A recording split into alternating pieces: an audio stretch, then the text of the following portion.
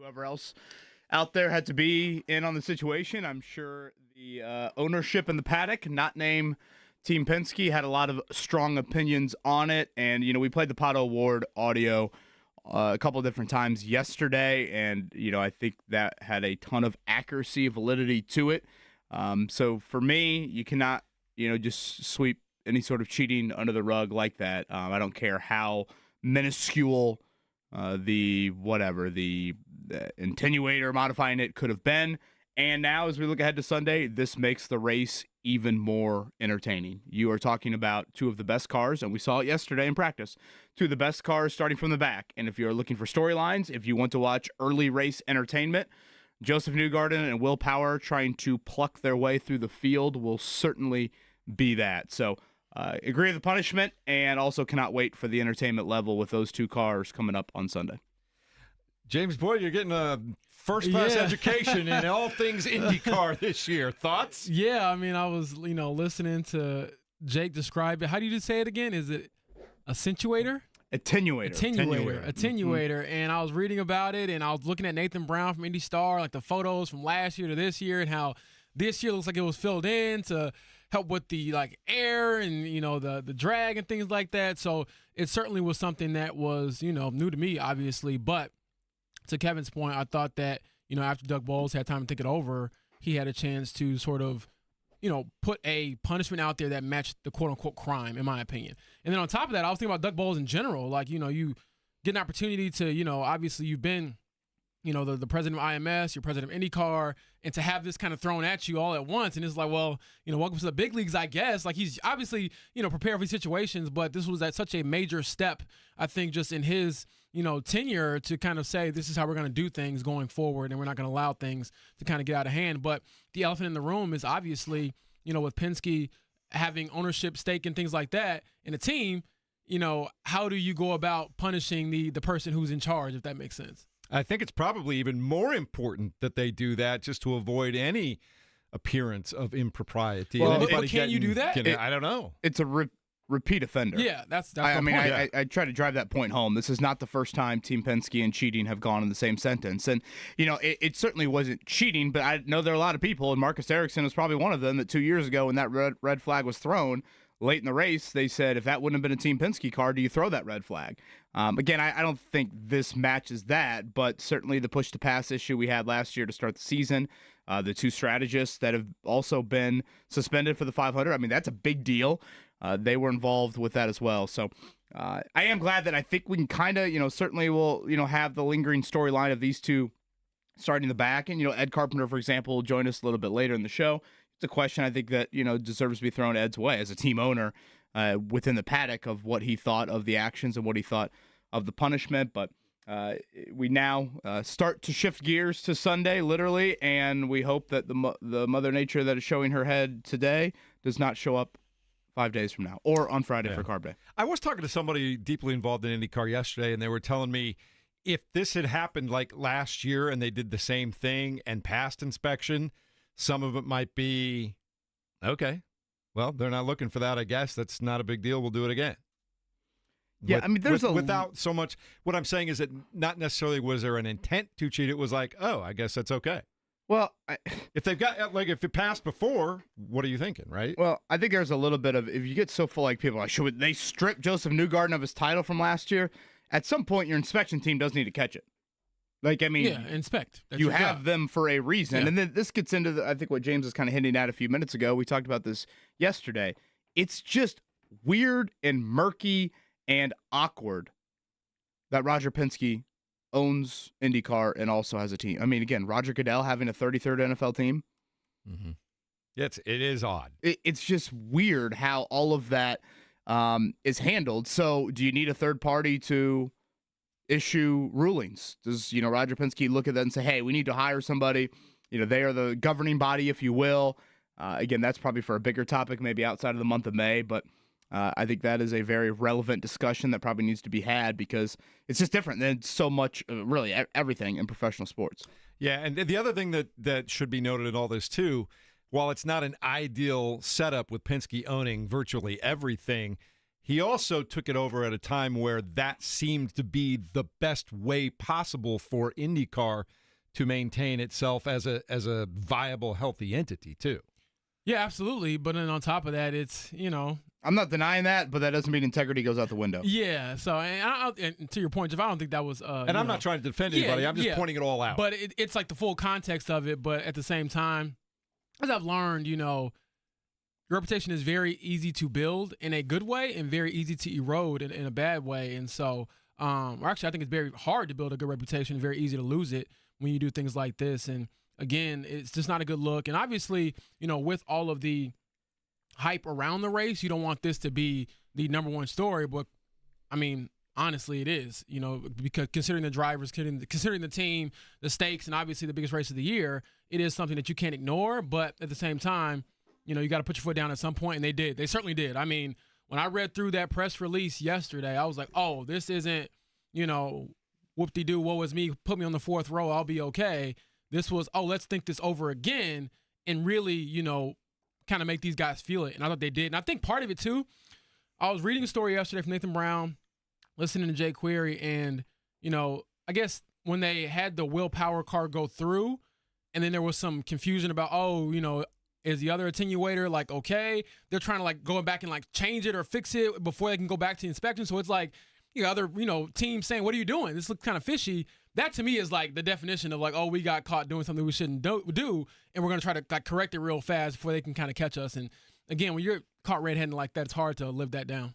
Well, that's where they're at right now, and we'll see how all those cars, who are clearly very quick, will navigate getting themselves back up through the field as the 500 goes along. One thing we also saw yesterday from practice, Alex Palou found some speed again yesterday. It was toe, but he had by far the fastest speed in practice yesterday. Yeah, and he's your betting favorite. I don't think that comes to a shock to anybody there in the outside of row 2. So certainly he will be your betting favorite. One thing to note too, Newgarden and Will Power, it was like all of us trying to avoid puddles this morning. James Boyd might be trying to avoid maybe a puddle or two in the snake pit coming up on Sunday. If you're Newgarden and Power, you have to avoid barfing in the back. And that's other people barfing around you. It's a lot of slow cars around you. It's a lot of inexperience around you. Mm-hmm. You've got to avoid, to get up to a little bit cleaner air, maybe a little bit more of the penthouse, you've got to work your way up. And again, I do think that angle as we start to get closer to Sunday, you don't get that very often in the 500. You don't get, what were they, 7th and 8th on the speed charts yesterday? Yeah. You don't get those guys starting 32nd or 33rd. So selfishly, as a storyline, entertainment value, looking for something not in the first 2-3 rows to watch on Sunday, Newgarden and Power trying to make their way through the field is an awesome angle that we've added to what I think is a pretty juicy Indy 500. Wasn't that kind of like a cool, not cool storyline given the circumstances, but Joseph Newgarden going for his third in a row, what he would have to do to to pull that off? Yes. That's unbelievable. Right, and I'm shocked that the odds haven't reflected. I was going to ask Mark, like, are you... of that. No, I'm not touching those odds aren't worth it. He's starting the back row and he's at the plus odds 1,000. haven't really changed much. No, it's gone from like $10 to win 80 to like 10 to win 100. So the good news is it's a 500-mile race, so he can be.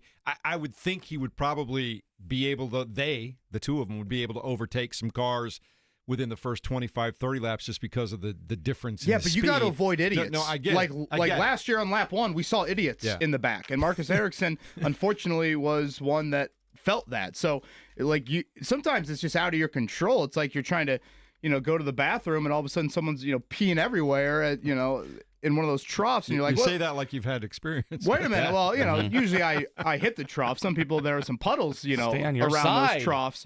That is what Newgarden and Power have to avoid. All right, we'll be talking about this in many different colorful, allegorical ways all day long here on 93.5, 107.5 The Fan. Also, we've got the basketball back on the schedule again tonight. We'll tell you about that. Catch up to date on how your baseball teams did in a moment with the check down, and get you ready to go for Game 1 of the Eastern Conference Finals between the Pacers and Knicks tomorrow night in New York, 8 p.m. We'll tell you all about it next here on 93.5 and 107.5 The Fan.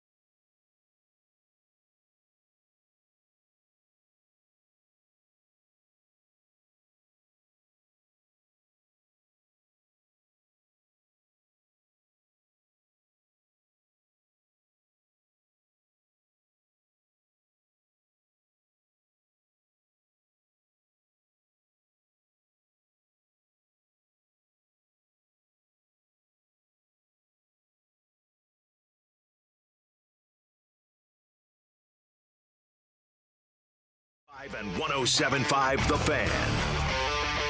Good morning. Hope you're staying dry today. The rain is coming down and keep it away from the weekends around here this time of year. That's all we're asking.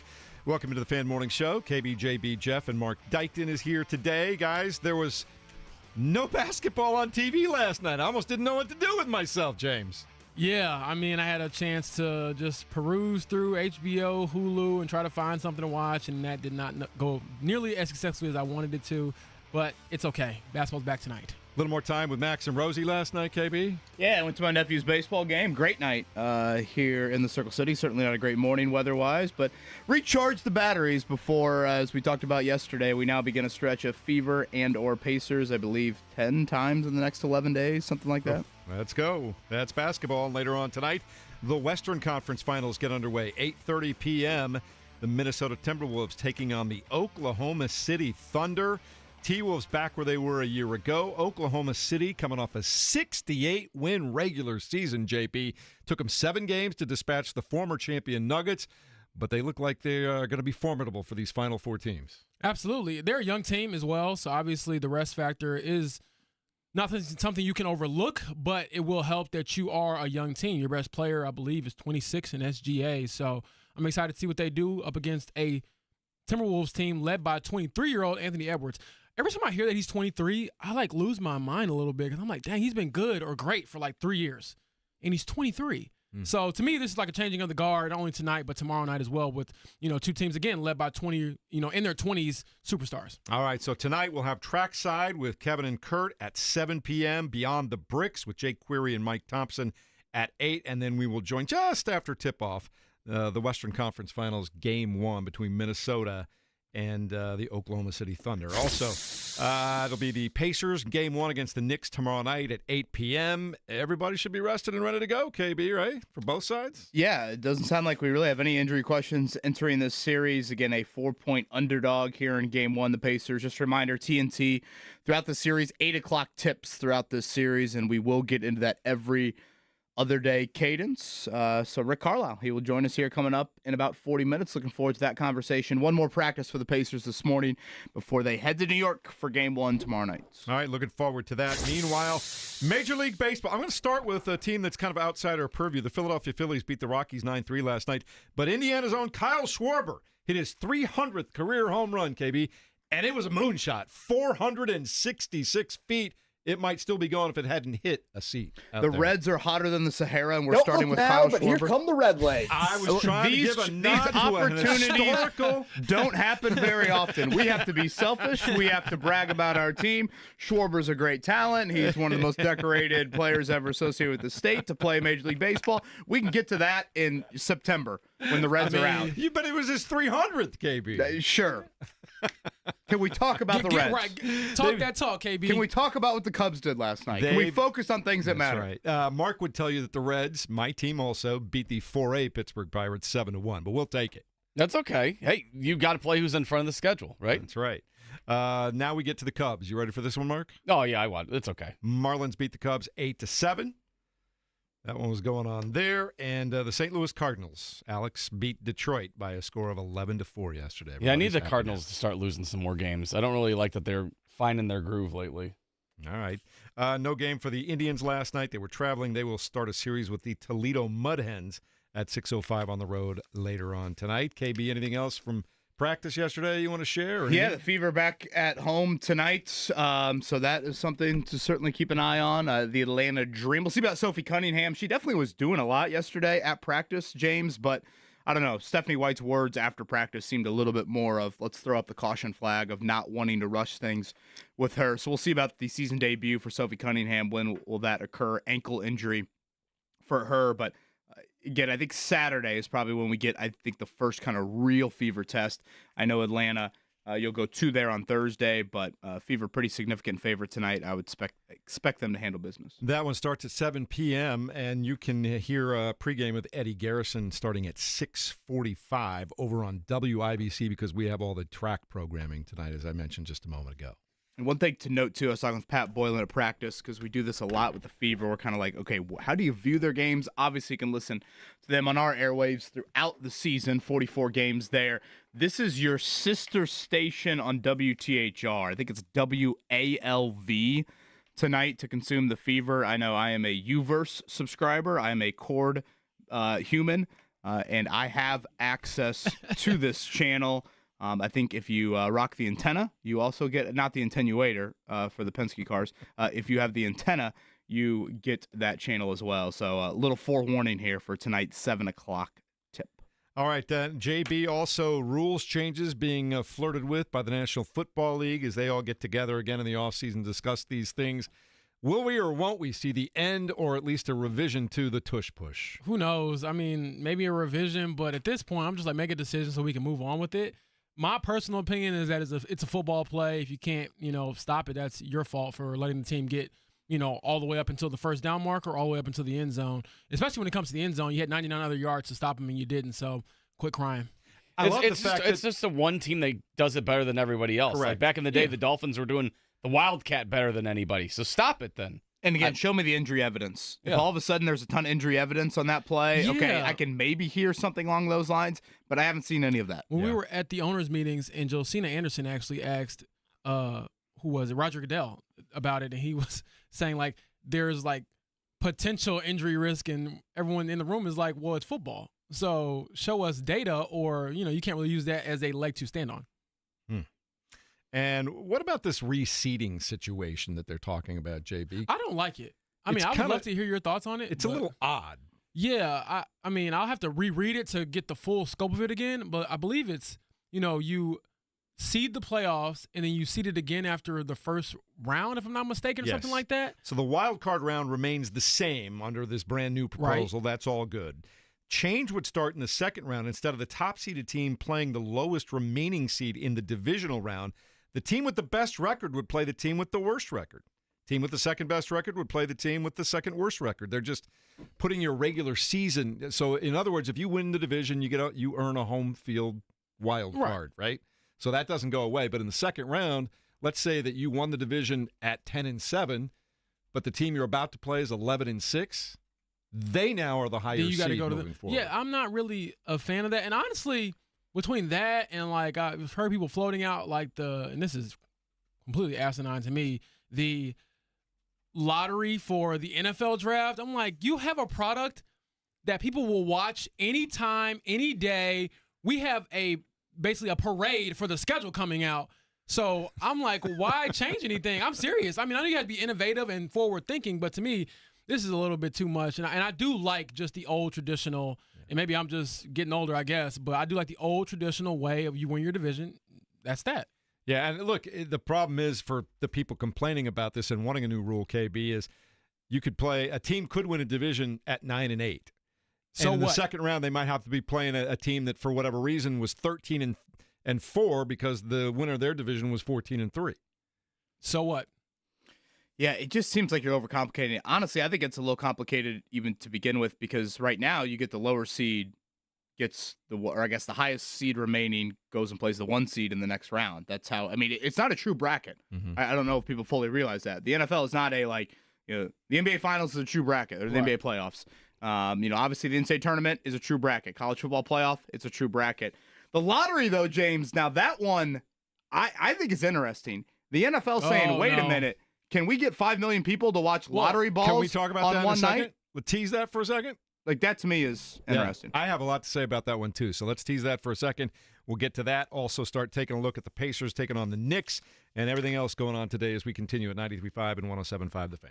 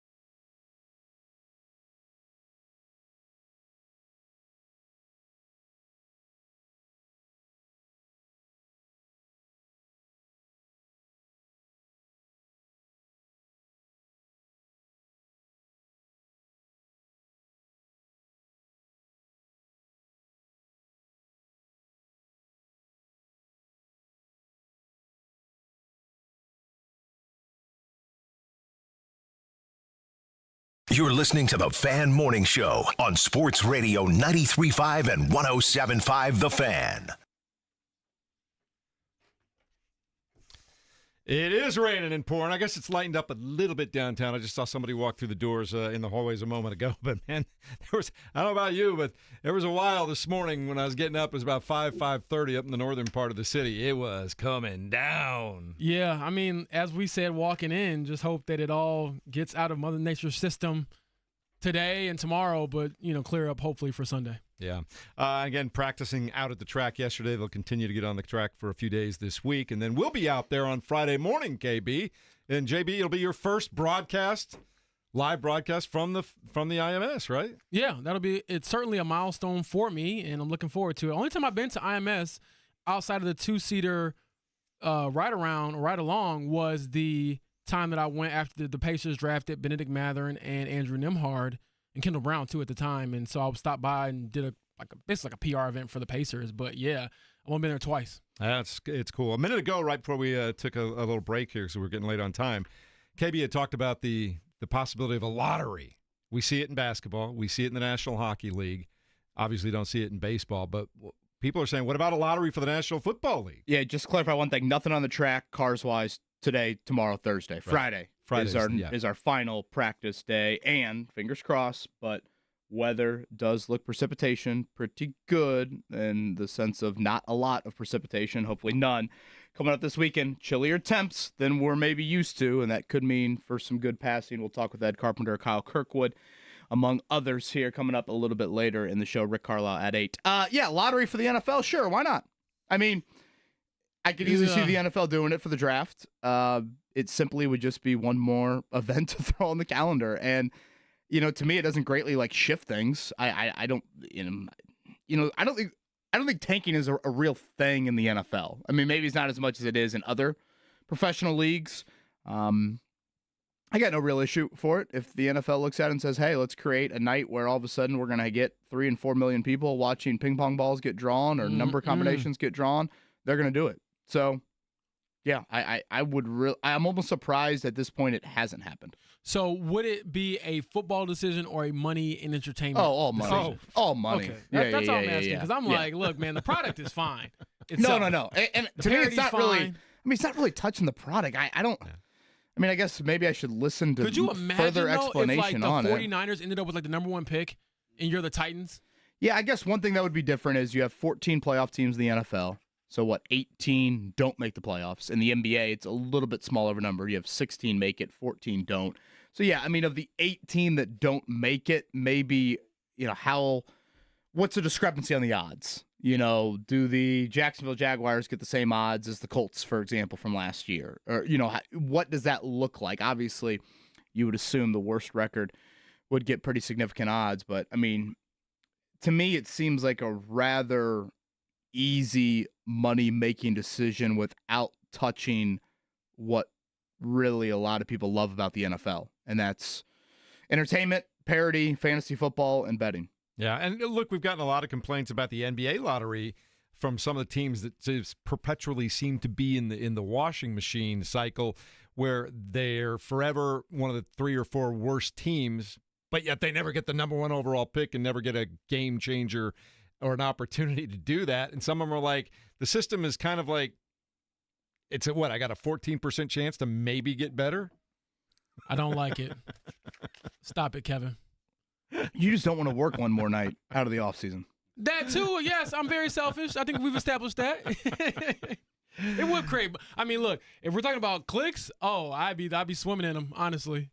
Yeah. If something like that happened, oh my gosh, the chaos that would ensue if the Colts got the number 1 pick or they ended up with the 9th pick or something, people would lose their minds. Imagine the mock drafts where you don't know the draft order and people are just projecting who's going to win the picks. Exactly. This is why it's going to happen.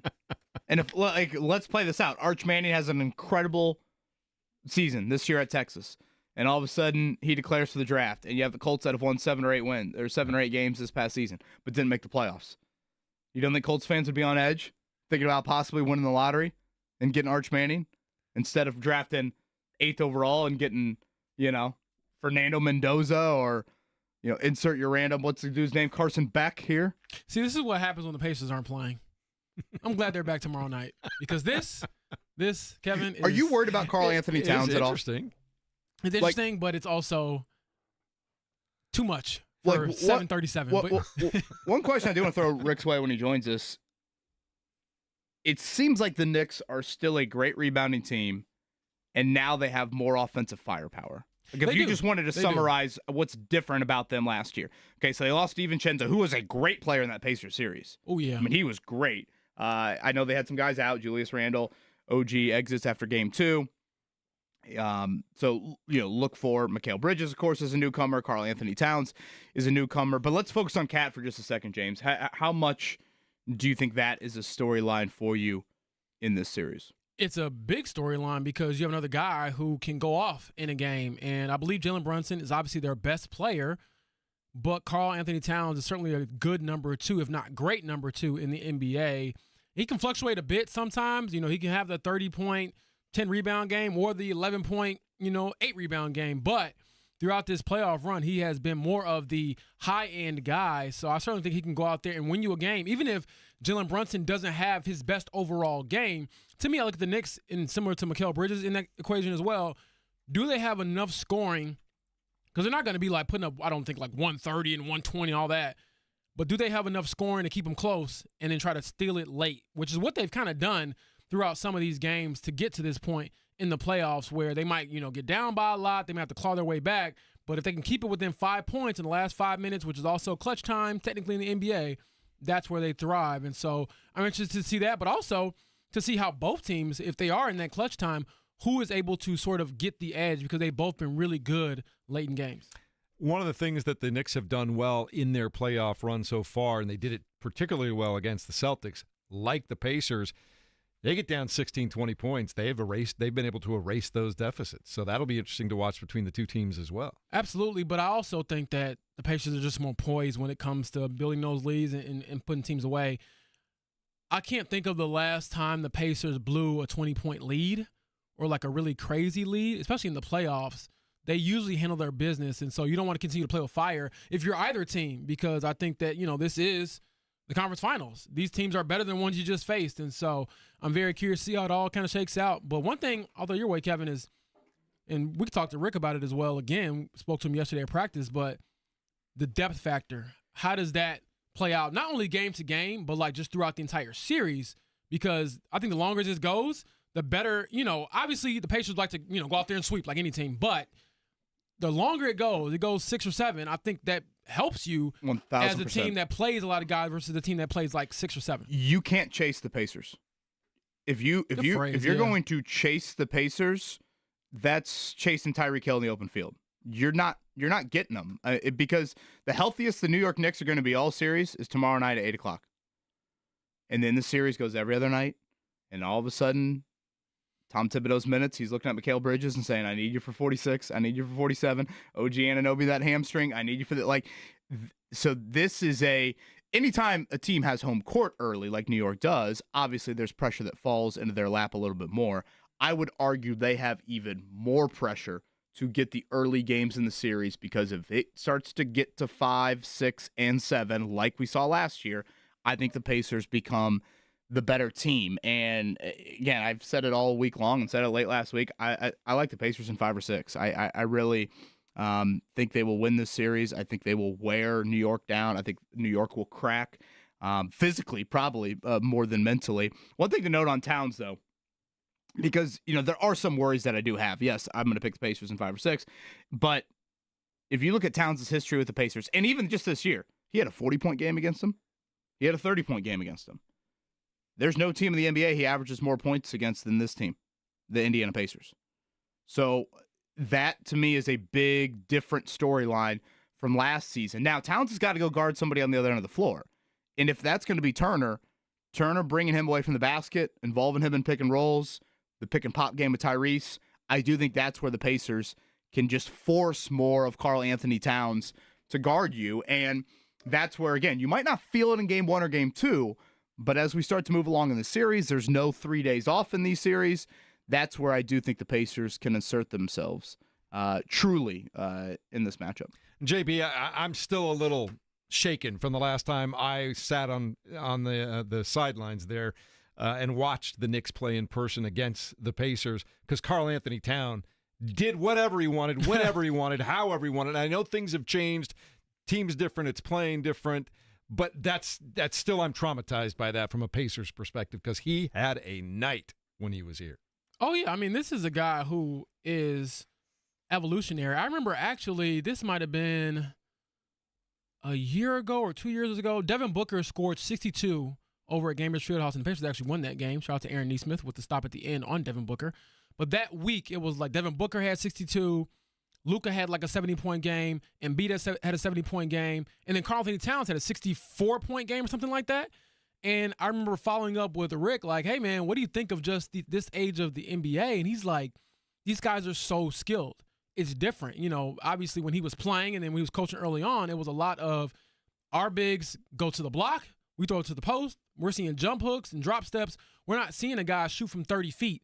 And I do think that there are times where Karl Anthony Towns can maybe get a little too, three-point happy. But, man, when he's cooking, that is hard to stop. And again, I think Kevin has pointed this out pretty much since the matchup has been decided, or finalized, rather. Anything you can do if you're the Knicks to take pressure off of Jalen Brunson to keep him fresh throughout the game, if that means throwing the ball in the post to Karl Anthony Towns, if that means, having someone like Mikal Bridges bring the ball up or initiate the offense, whatever you can do to keep him fresh, that will sort of help you kind of steal some minutes when you need Jalen Brunson to be like the hero, put the cape on late in the game. Because if you're asking him to, bring the ball up the entire game and they're pressing you 94 feet, initiate the offense, give us 30 points, and also stay out of foul trouble and defend fairly okay, don't be a cone, that's hard to do for one player. They've done it to, credit to them, it's their identity. But I also think this is a series of whose identity can you sort of break first, because the Knicks are we're going to offensive rebound, mess the game up and physicality, all those things, whereas the Pacers, they're physical as well, but they show it in a different way with just how they run and move. I think there are a lot of Celtics people that felt like Boston let New York off the hook a little bit with how much they settled. The Pacers typically are a very persistent offensive team. So I think that is another area where you can really test the depth and the energy level of the Knicks here. Thank you to Andy for pointing this out. For those that are just waking up on this Tuesday morning, a ton of rain in central Indiana here. Andy says 465, a parking lot up on the north side right now, around 31 and Michigan, those two exits. So your morning commute, probably the most rain we've had in quite a while here. There was a question yesterday, James, and you and I were over at Pacers practice, that was asked quite often about two players, and even to Rick, I think, do you expect any rust? So the Pacers played a week ago tonight. That was game 5. They will play tomorrow night in game 1. I mean, that is, a long break. It's a week-plus break. I don't know. To me, that seems like it'll be a convenient storyline if the Pacers struggle in game 1. And I say that because think back to the times the Pacers have had breaks this past season. In-season tournament, they don't make it. They get a stretch of practices at home. They come back. They play very well. Go back to Paris. They come back from Paris. They got a little bit of a break. They played very well after that. All-Star break. They come back from the All-Star break. Really they barely had any participation in the All-Star break, just Pascal Siakam, and they came back and played very well. So, I don't know. I feel like if the Pacers lose by double digits for some reason in game 1, people will be like, Pacers are rusty, blah, blah, blah. Yeah, well, I don't know. I'm not going to go down that path. I look at it and think the Pacers have played very well this season when they've had multiple days of practice. Hasn't happened often, but the 3 different times they have, at 3 very different points of the season, when you talk about December, January, and February, they've played well. So I am not overly concerned about rust for tomorrow night. Yeah, and also it seems to me that when rust, so to speak, creeps in, it's usually like a 9 or 10 day layoff that some teams have had in the past. When I see, wow, Pacers will be 8 there. days. Yeah. I mean, it's not like it's, New York is 5 days, something like that since their last game. But I would look at it and think, again, Turner, Nesmith, Nembhard, James, you brought this up yesterday. Those guys have shot the cover off it, particularly Nesmith. Does that continue here into another round of the playoffs? I was looking that up again too, JB. On that night, Towns had 40 points, 12 rebounds, 5 assists, and 3 steals.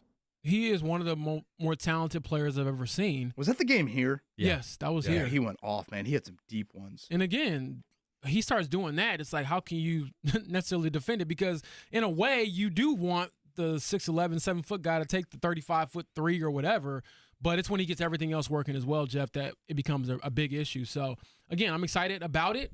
I think that the Pacers are in obviously a good position to go out there on the road and steal a game or two like they did last series against the Cavs. And so at this point, I think we get a nice little, for the older generation, nice little rewind to how things felt 25 years ago.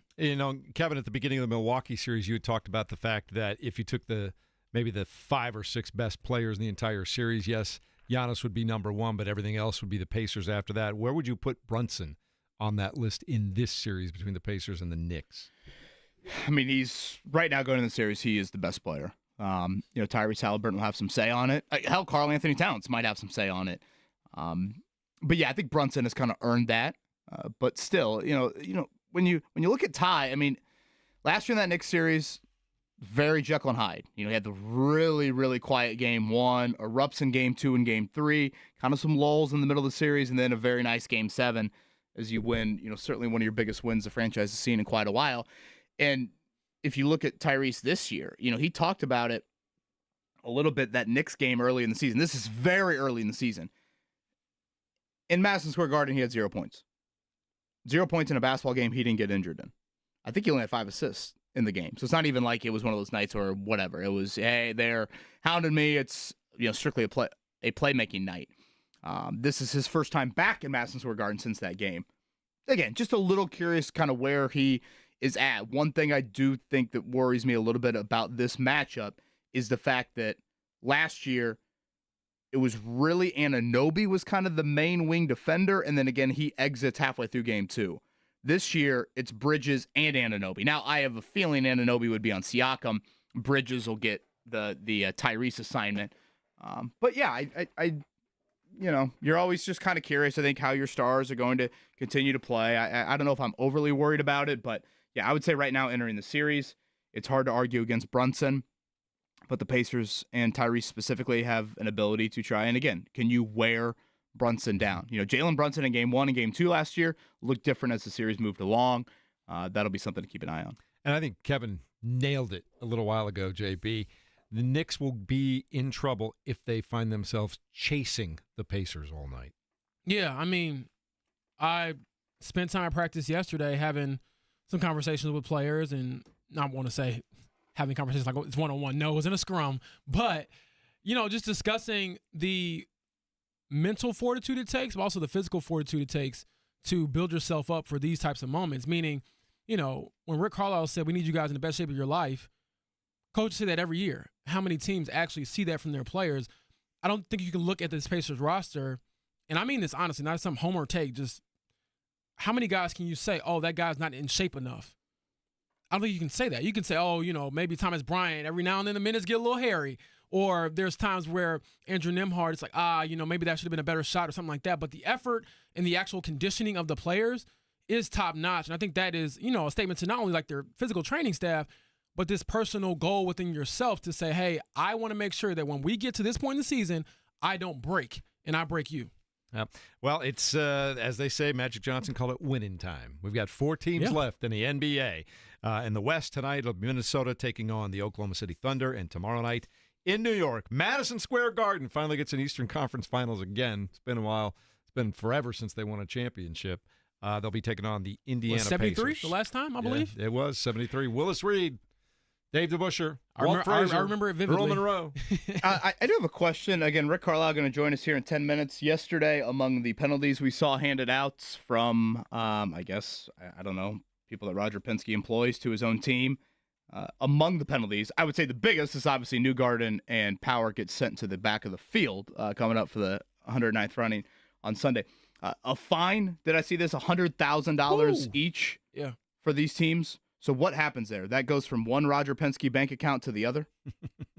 Well, I would guess that that IndyCar operates kind of on its own thing, so maybe from one entity to another. But supposedly, I would think those fines would go back into helping the series in some way, shape, or form. Yeah, Got it. I believe the NBA, it might be the NFL as well. Like the money that they fine players for, they take it and put it towards some like good cause or something Charities like is that. what they do in Yes, the I don't know. NFL, yeah. Like, I don't know if IndyCar's got the money to be doing the old philanthropic no, angle. no, I hear you. So that is a good question. Upgrades at the track. Yeah, Kevin. I was gonna Kevin, say. you got to go Upgrades over at to the the press track. conference and ask these questions. Well, I Ask. By the way, I heard people saying I said like axe. I'm sorry. I'm not killing anybody on the air in the morning. We will have Ed Carpenter 8:30, Kyle Kirkwood 9. Is that right, Mark? Yeah. Yes. And then Marshall Pruett coming up in the 9 o'clock hour. He's been all over the story. I think he was one of the early ones that went over to the museum and looked at Joseph Newgarden's winning car from last He year did. to see what the attenuator looked like. So just a little bit more on the cheating over at IMS. Strong word from Kevin. Just outright cheating. It is. Not a mistake, right? Just outright cheating. No. Is it not? I mean, I'm just putting it out there. they are cars 32 and 33 in the field for a reason, because they cheated, not because they got a slap on the wrist. And a $100,000 fine. And I didn't mean to mess with suspended the attenuator. strategist. Yes. It kind of just happened. A spokesman for the team yesterday, my favorite line from him was, I guess it was Sunday evening, was, "We didn't do it right." Yeah. Clearly. It's not. That's how it goes. All right. Rick Carlisle coming up in just a moment. His thoughts on Game 1 of the Eastern Conference Finals. Later today, as the guy said, Ed Carpenter, Kyle Kirkwood, and Marshall Pruett. Big day here at 93.5 and 107.5 The Fan.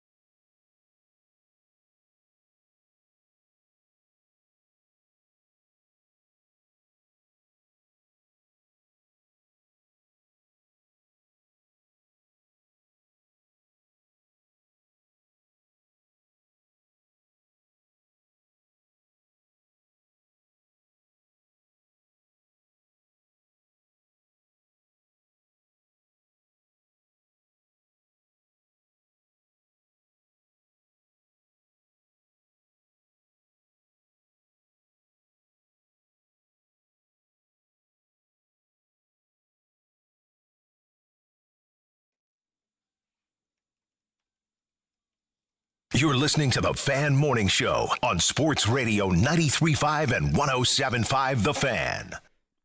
Bit of an ugly commute in weather-wise here on this Tuesday morning, so if you have not left the house yet, just check that out. I know 465 a bit slow in some areas here. Mother Nature hopefully will get out of the way, not only for Sunday's running of the Indianapolis 500, but for the Pacers to head off to the Big Apple coming up later today. Game 1 tomorrow night of the Eastern Conference Finals for the second straight year. The Pacers are one of the Final Four standing, and it is Tuesday. It is 8 o'clock to talk more about all of it.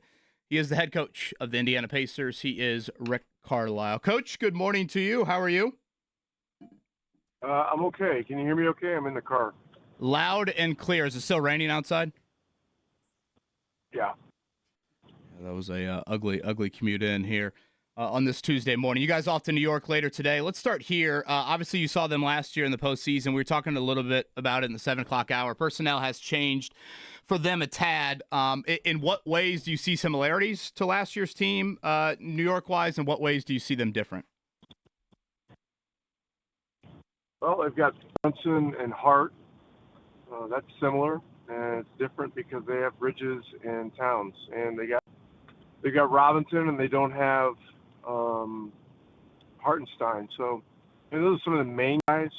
There's some other players that have shifted teams, but they've made pretty significant upgrades to their roster, and it's going to be very, very challenging. Rick, I know you talked about Mitchell Robinson's rebounding yesterday after practice. I want to follow up. What stands out about his perimeter defense at that size and perhaps how unique that is? Does a good job using his length when they get into situations where they switch. He can keep smaller guys in front of him, moves his feet well, has the ability to stay in front, still keep a hand up. As I look back, 8-10 years, the guy that was similar to him and with his ability to switch on the smaller guys and space them and keep them in front was LaMarcus Aldridge. We saw him a lot in the Western Conference, and certainly Robinson's a different type of player, but both guys have that characteristic in common, and it's not, I wouldn't say it's totally rare, but it's a unique skill. Pacers Knicks coming up tomorrow night, Game 1 inside of Madison Square Garden. Reminders 3 and 4 Sunday and Tuesday back here in Indy. Coach, this is more of kind of a league-wide thing, but you and New York certainly fall into this category. You guys have both executed some big comebacks throughout your playoff runs so far. We've seen it out west certainly as well. Why do you think this year it seems like, more than any, we've seen, a lot of these big comebacks here in the postseason? I'm not sure about that. We've seen a lot of wild score swings during the season over the last several years, and it's hard to say. I just think the game's become more dynamic. Three-point shot certainly contributes to it. I don't know. Teams are more fearless on the road. That's another thing. Both us and New York have won games on the road in the playoffs. It's not easy to do, but you look around the league and there's been a lot of that. And so I think it's great news for the league that, it's not just total home dominance all the time. But it just, there are things that throw variance into the game. Teams are doing a lot more crashing offensively. Not too long ago, everybody was, 4 back in transition. And now, Cleveland was sending 5, New York sends the posse, we've done more crashing. And so, that's another area of the game that's changed. You said during the, I think it was late in the Cleveland series when Cleveland was kind of going zone on you. You had mentioned that you feel like you guys have seen the most zone maybe of any team in the league. I guess I'm asking to put yourself maybe in opposing coach's shoes, but what is it about you guys offensively that you feel like teams have wanted to go zone on you more than others? Yeah, likely just to slow us down. And it's a statistical fact. We have faced more zone than any other team. So no surprise there. We were able to do some good things in the Cleveland series in particular. Milwaukee threw a lot of zone at us too. They were successful with it at the end of the year. And it's just, there's a tactical element to it and a strategy element to it, but it's more of an attitude, and you've got to attack it and make the other team work and not let them off the hook. And in the Cleveland series, we were able to adjust and do that, and we did a good job in the Milwaukee series as well. Rick, I'll go here. I know you had a chance to catch up with David Aldridge recently. Read the piece that he put out there. I enjoyed it. And one of the things that was included in here is just this love of teaching the game of basketball, even at this stage of your career, the success you've had. So what is it about teaching basketball that still excites you about what you do? Well, I give this a little thought. I mean, you go through life, and there's just different stages of it. As you approach your professional career, and then when you become established in your professional career, what is meaningful. It's success is a lot of times monetary success, good contracts, those kinds of things. Those things are important, but the things that are most meaningful in your professional life are helping people. And so, I've been pretty blessed. 20 years ago, they elected me president of the Coaches Association. That was an unexpected opportunity. It happened at a meeting I didn't even attend. I think that might be in that piece you read. But, and so that's, the opportunity to serve. And so, this year, I've let the coaches know this will be my last year as president. I've done it 20 years, and basically had 10 election cycles, more or less opposed, because it's a job nobody's that interested in having. If things are going well, but we've been able to accomplish quite a bit, and things take time, and so that's one thing. And then the other thing is, the opportunity to help players, and the opportunity to help other coaches and to help people that are on your staff. So, those things are important and become more important, as you move along with career. Rick, what are your duties as president of the Coaches Association? Kind of curious what all that entails. Well, I don't know if we have time to get into all that, but really when I was elected to the position, I didn't really fully realize it, but I had an idea. There had been a lot of years since there had been an increase in the coach's pension, and so my predecessor was Lenny Wilkins, who was certainly one of the greatest coaches in history.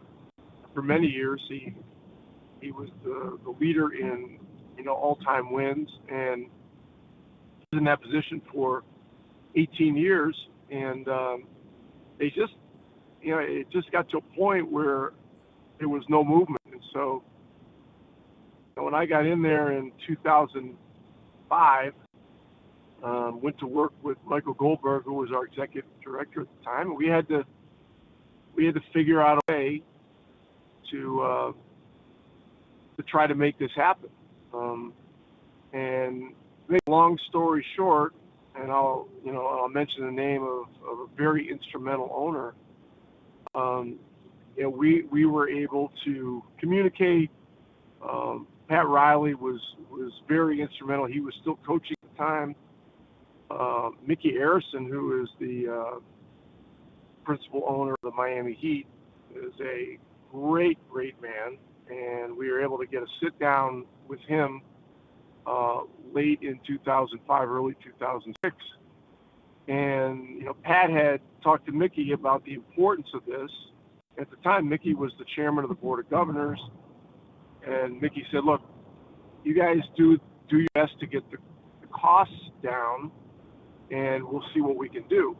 And so he carried the flag for the effort, and in the fall of, I think it was 2007, at a meeting of the Board of Governors in New York City, an increase from, it was $125 a year at the time, an increase to $160, per year pension, and there are other elements to it, but that was a significant increase. And Mickey Harrison, obviously a great friend to the coaches, also this year elected to be enshrined into the Naismith Memorial Basketball Hall of Fame as one of the great owners in history, and this is certainly one of the reasons why. Interesting. Rick Carlisle with us here on a Tuesday morning, of course, off to New York, coming up later today. Game 1 tomorrow night, 8 o'clock. Coach Reggie Miller will be on the call here for TNT here in the Eastern Conference Finals. I saw yesterday was the anniversary of Reggie's final game here in Indy. Of course, you were on the sidelines for that game, and the video popped up on my feed yesterday of the final minute or so of that Pacers-Pistons game where you take Reggie out, and the hair on the back of my neck already standing up thinking back to that scene. And then at some point, as the standing ovation is happening for Reggie, Larry Brown then takes a timeout, and it was purely a timeout to have the Pistons players also come out on the floor and just kind of further the standing ovation for Reggie. I don't think we've ever asked you about that moment in particular with him. What do you remember about just kind of the final minute? And I don't think a scene we see too common, especially for one player with one franchise. Yeah, I remember that very well. That was the season when we had the brawl with Detroit. Actually, when the incident happened, Reggie was not even playing. He had a broken hand that was sustained during it was our last preseason game against Denver at home. And so he missed, 3 weeks, 3.5, or whatever it was, at the beginning of that season. When the incident happened at the Palace, we were decimated with suspensions, etc., and Reggie was injured, so it was like, your best player.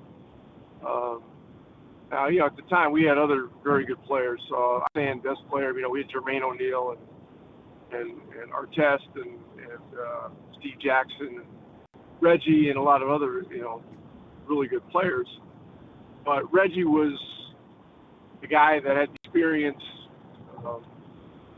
and had been through some of the difficult times and would have been somebody that could have been very helpful. So it took a while to get him back on the floor. But anyway, we started off, whatever it was, 7-2 or something like that. All that stuff happened. Winning became very difficult. We fell pretty significantly below 500.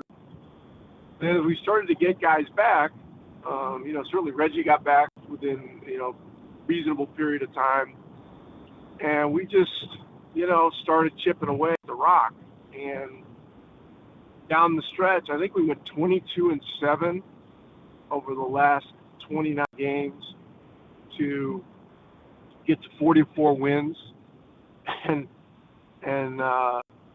get to the number 6 seed, and that was that put us up against Boston that year, and that was a very wild 7-game series, went all the way to 7 games, and we advanced to the second round, and when we went to Boston for Game 7, we had to pack for the next round, which was going to happen within 36 hours after that game.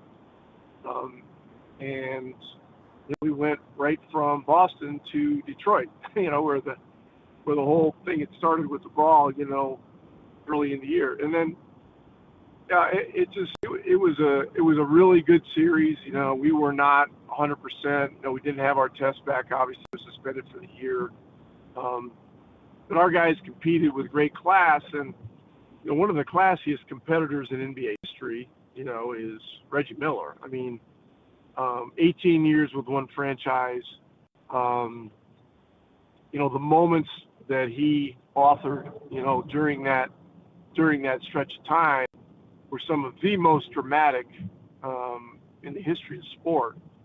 And so, it's smart of TNT to have him, on hand. It certainly adds another element of interest to this series. And of course, Reggie has a lot of history with the Knicks. And so, one of the other things I remember about that year was our last trip to the Garden in New York. The Knicks were they were, I think, in a rebuilding mode or something. They were not having a great season, but their fans were very respectful and showed real class as Reggie played his last game in the Garden too. So I'm not saying that because I necessarily expect that this time around, when we go back in there, but Larry Brown taking the timeout, that was cool. That was a class move and a very memorable moment. Rick, I'll go here. Obviously, it's been a little while since Reggie played, but it's a new era, obviously, in the NBA, and the Knicks are led by Jalen Brunson, someone you coached.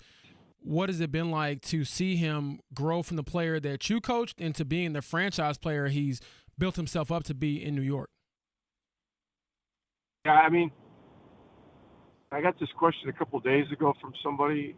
Somebody said, "Are you surprised that he's reached the level that he's reached?" I said, "Well, I don't think anybody could have predicted where this was all going to go exactly, but I am not shocked at all that he's done what he's done. He's a guy that has steadfast belief in his abilities, who welcomes doubters and naysayers. He's really built his whole career in the game on proving people wrong. Everybody, is always, questions, how good of an athlete is he? Is he big enough? Is he this? Is he that? I mean, the guy's a winner. And I remember talking to Jay Wright about Jalen, his first year in Dallas. And, Jay had mentioned to me that there is a bulldogness, about Jalen Brunson that is very unique, and that he is a fighter and he's a winner and he's going to battle, but he is one of the all-time team guys, and I found that to be true in Dallas. He was great for us for 2 years, and it was a real pleasure getting to know him and getting to work with him. Coach, we'll end with this, and thank you again, of course, for your time here on this Tuesday morning. Coming up on Sunday, we will get, doesn't happen very often, but we will get the Indianapolis 500, and then we will get you guys at home Game 3 of the Eastern Conference Finals. For our audience out there that is attempting to pull off both in one day, any advice from the Pacers head coach on successfully making sure there's enough energy left in the tank for Gainbridge Fieldhouse at 8 o'clock on Sunday? Yeah, I know this is something that doesn't happen that often. Sometimes if you're in the conference finals, the game falls on the day after or the day before or whatever. But I know it's a big deal, and I do know that both events will be great events, and it certainly stands to reason that our game coming after the 500 would contribute to a more raw crowd. We certainly hope so. We certainly are going to need that in the series, and hope the weather is good this week at the 500. But following some of the stuff that's gone on with qualifying, et cetera, and there's nothing bigger than the month of May in Indianapolis. Well, you guys have certainly contributed to it in a significant manner here each of the last 2 years, and we'll hope it continues into the month of June as well. Coach, thank you as always for the time. Safe travels to New York, and we'll chat next Tuesday. Take care. Rick Carlisle, Payless Liquors Hotline. Are we still good with my COD idea on the court? Nap time in between the two games. Now I'm concerned. Bicentennial Is it gonna Unity be raining? Plaza. Like No. Wet cots. It's not raining Sunday. Okay. It's not raining I'll Sunday, take it folks. back. Cots on the Bicentennial Unity Plaza court.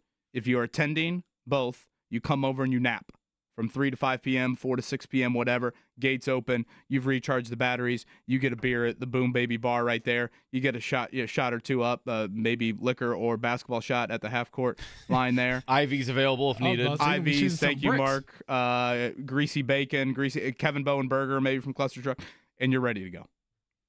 I like it. It does sound like a good day. It sounds like a great day. I mean, yes, seriously. Especially if you're young and you don't have like anything to do the next day, no responsibilities. Can you imagine? It's amazing. Speaking of responsibilities, we will have you from 7 to 10 a.m. on Monday. We'll go local. All 3 shows. We haven't done that in a while. Typically, this morning show does go on the Monday after the race, Memorial Day, of course. So we will not only have you covered here from 7 to 10 a.m., recapping the 109th running and Game 3, but Jake will do the same from noon to 3, and John from 3 to 6. Ed Carpenter in 10, Kyle Kirkwood at 9 o'clock. Mark Dykton, cue us up. The Morning Checkdown on 93.5 and 107.5 The Fan. James Boyd, let's go Fever for tonight. 7 o'clock inside of Gamebridge Fieldhouse. This is the WTHR sister station. I believe it's WALV. So heads up there if you're trying to watch the Fever tonight against Atlanta. Needs a little bit of searching, I think, to find that channel. But the Atlanta Dream, a lot of kind of, I don't know, this sounds harsh, James, but kind of like has-been all-stars. Brittany Griner comes over to the Dream. Fever, pretty significant favorite. We'll see about Sophie Cunningham. She is questionable with an ankle injury. Yeah, I think that's the big thing for the Fever. What is the status of her? Will she make her season debut? But also, can you be a little bit more efficient offensively? Which sounds crazy. They put up 93, but make a few more layups. And obviously, I think defensively, the scariest part, Kevin, was Stephanie White saying, well, we weren't connected on defense, but we had good effort. And I'm like, wow, what does it look like when you're connected if you only give up 58 points? This will be one of those baseball series here tonight. And then in Atlanta coming up on Thursday for the Fever. Big one Saturday, the New York Liberty inside of Gamebridge Fieldhouse. If the Fever win both those games, is it a sweep? Or are you going to be like, oh, it's not 3 games? Oh, stop. Are you bringing up this I'm just stupid saying. 2-game baseball I'm just sweep? saying. Unbelievable. Just Someone going off sounds the Kevin bitter. Bowen Break out logic. the broom, Mark. Break out the Someone broom. sounds bitter about how his baseball team might have played Kevin last Bowen night. logic. Cubs lose, Reds win. All is great in the world here. The Reds, one of the hottest teams in baseball as we move on from baseball very quickly. Western Conference Finals will begin tonight, 8:30. So ESPN for the Western Conference Finals, TNT for the Eastern Conference Finals. 7.5. That's our line for tonight. You surprised to see the Thunder on a quick Game 7 turnaround, favored by that much over the T-Wolves? Yeah, I am, mainly because of the quick turnaround. I just don't think that should be the line. But at the same time, I kind of understand it because they've been the best team in basketball all year, and they were able to survive against the best player in basketball. And now they got a chance to go out there and try to get to the finals, I believe for the first time since 2012 when they lost to LeBron James in the Heat, but obviously a different rendition of the Thunder. Yeah, we certainly have a lot of parity with these Final Four teams and the lack of either A, finals appearances, or B, NBA finals appearances and or championships. So certainly a unique storyline here for the NBA this season. Lastly, it is no cars on the track, thankfully, here coming up today due to the weather. There was no scheduled track action today, tomorrow, or Thursday. Carb Day, they'll get back out there for that final practice. We talked a lot in the 7 o'clock hour. We'll continue to talk about the penalties for Team Penske. Joseph Newgarden and Will Power moving to the back of the field. What I find very interesting about this is, again, for me, James, the punishment is deserved. But now as I start to kind of shift my attention to Sunday, this now creates a very entertaining storyline of, if you look at yesterday's practice, I think Newgarden was 7th, Power was 8th on the speed charts. So you have two of the faster cars in the field in the back of the field. These guys are not used to being in the back of the field, certainly recently. How will that play out? I said in the 7 o'clock hour, and I'll say it again. Honestly, they probably just need to avoid people barfing around them. That's typically what happens in the back of the field. You know, row 9, row 10, even row 11, dirty air, and pileups can happen. And you saw it last year very early in the race, How will Joseph Newgarden and or Will Power move their way through the field? I think it has created an awesome storyline coming up for Sunday. I think Robert Schwartzman also is an interesting storyline to see, to your point about traffic and kind of navigating this.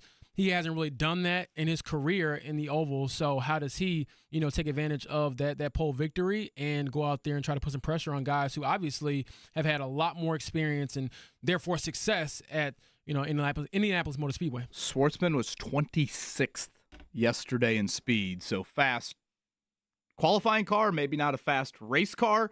That will be something, of course, to watch on the speed charts yesterday. Your top 5, very interesting quintet here. Alex Palou, Elio Castroneves, Takuma Sato, Jack Harvey, and Ryan Hunter-Ray. Elio is not qualified very well. I want to say, 8, 9, one of those rows. I don't know. All the rows kind of run together after Newgarden and Power had to go to the back. But Elio has been fast in practice. So another guy, obviously, that is a huge storyline to watch on Sunday. He's going to have to make his way through the field, but he does appear to have a pretty fast race car. Much more. Ed Carpenter in 5.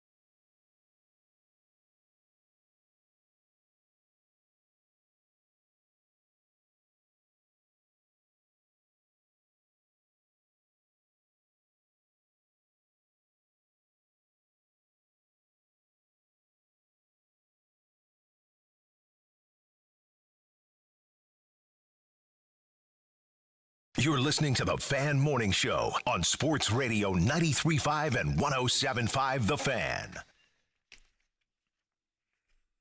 Yeah, you are listening to the Fan Morning Show. Rick Carlisle just a few moments ago. Great job by JB and KB of having a conversation with the Pacers head coach as they get ready to go to the Eastern Conference Finals against the New York Knickerbockers tomorrow night, 8 p.m., 7:30 airtime here on 93.5 and 107.5 The Fan. Couple of days of rest for everybody out at the track before they get going again on Friday at Carb Day.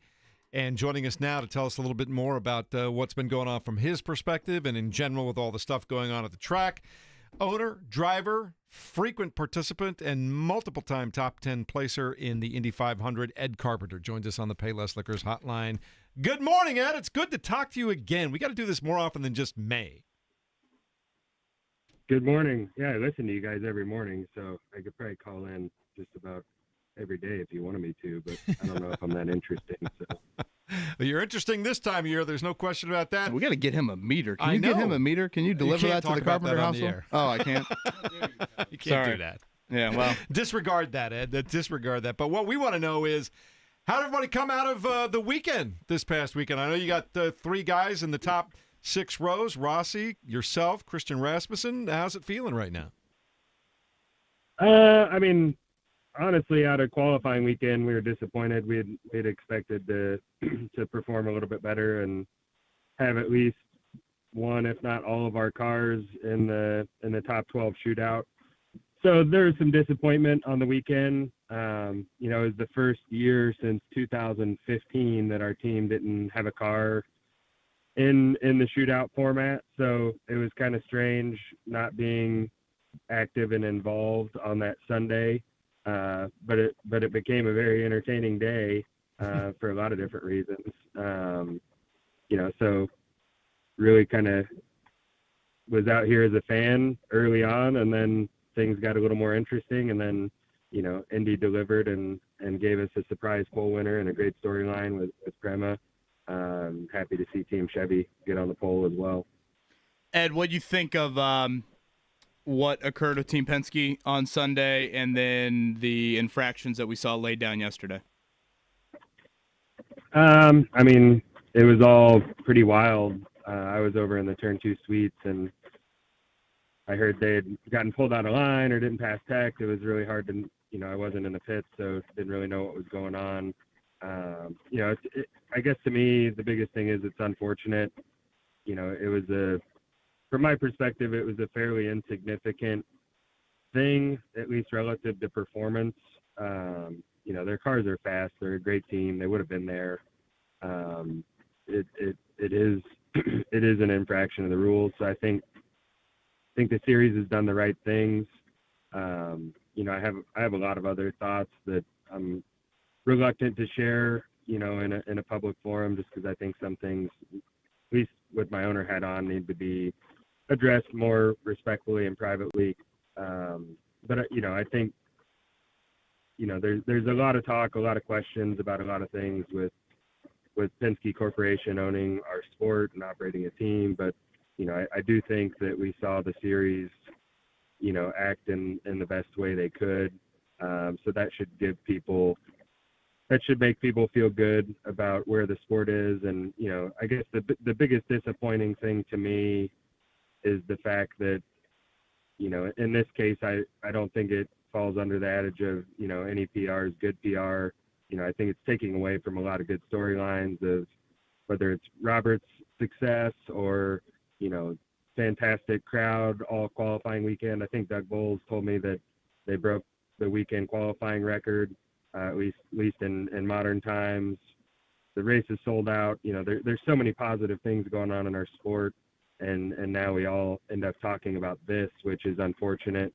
So really trying to just stay focused on the positives, really stay focused on ourselves and our team. As I said, qualifying didn't go the way we wanted it to, but yesterday in practice, at least Alex and I, we finished feeling very, very good. Christian had a little mishap, but when Alex and I finished practice, we kind of wanted to put a cover on the car, really happy with it, super pumped for Sunday, and think we have a car that we can go fight for a win with.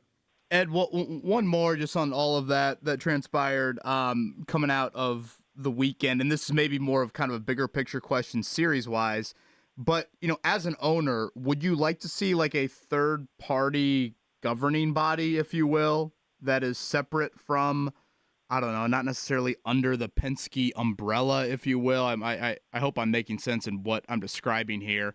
Just from an infraction standpoint, a third party that comes in here, they handle all the rulings, and you don't feel like you've got a little bit of a, well, that guy signs my checks too. Yeah, I mean, I don't know. I have a pretty unique perspective on the whole situation, being a part of a family that owned this institution and operated the sport for a long, long time. And in that time frame, my family operated a race team, Vision Racing, that I drove for in the early and mid 2000s. And, I know it can be done with integrity and success. So, I hear a lot of people, questioning that Roger should own it all. And, I may be one of the few that disagree with that. I think the right guy owns the sport. I think he's doing a ton of great things for the sport. I just think there needs to be some conversations still to be had that makes everyone feel a little more comfortable than maybe they do today.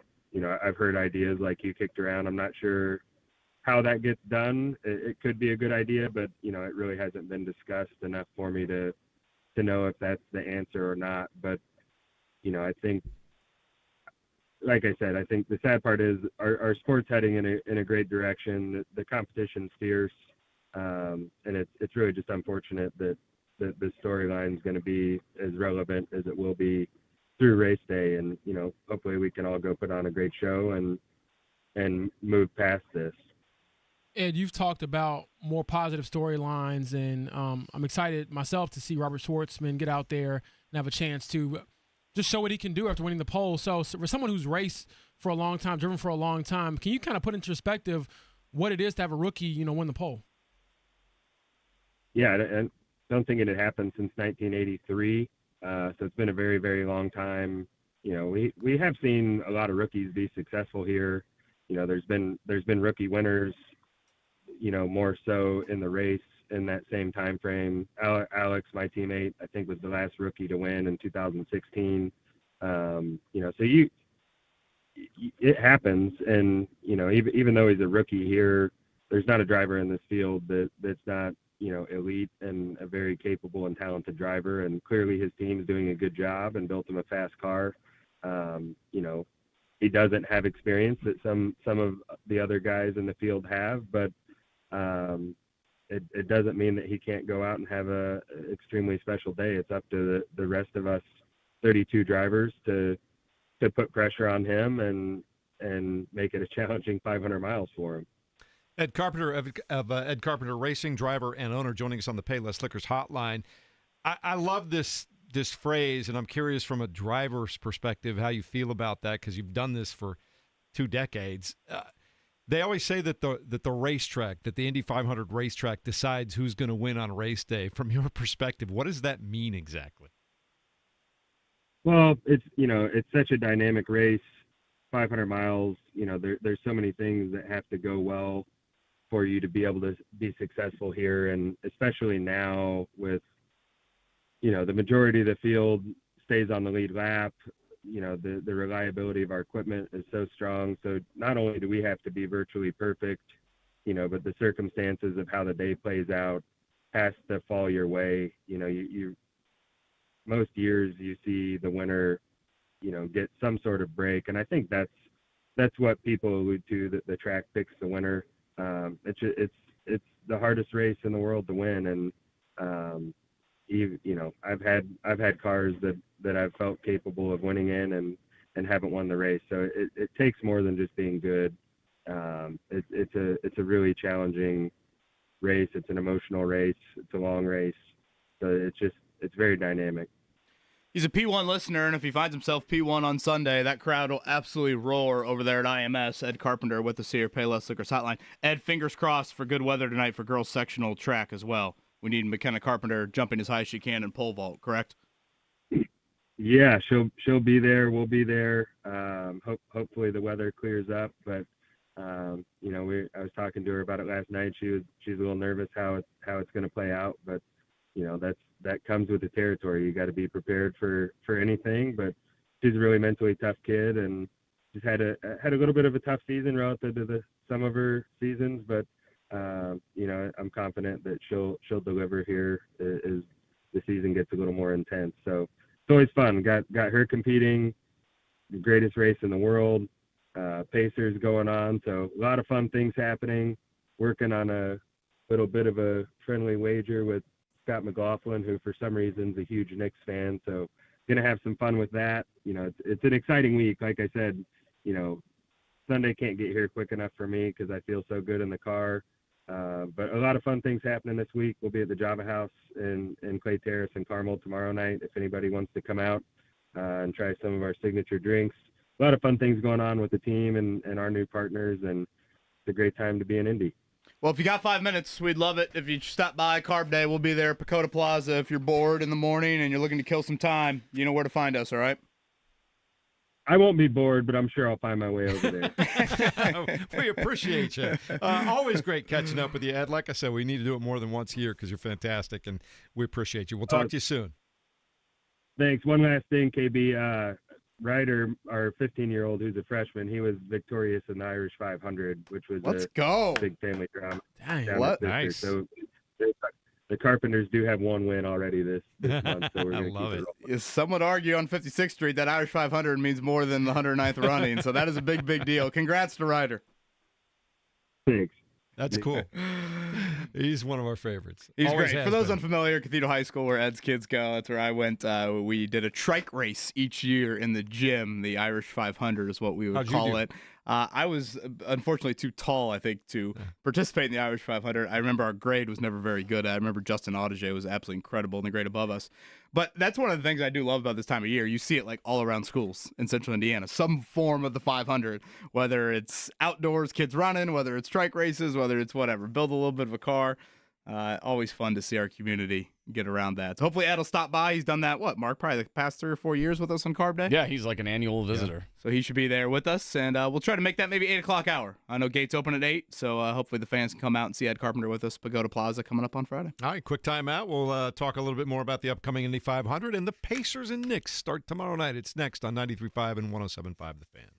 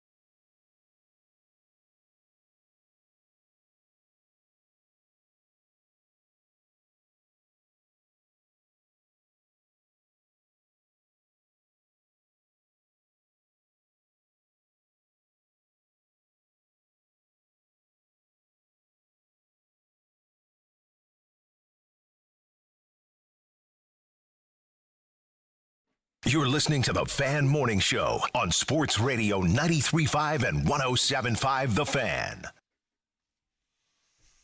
Taking me back to right after college there, Mark Dykton. I like that.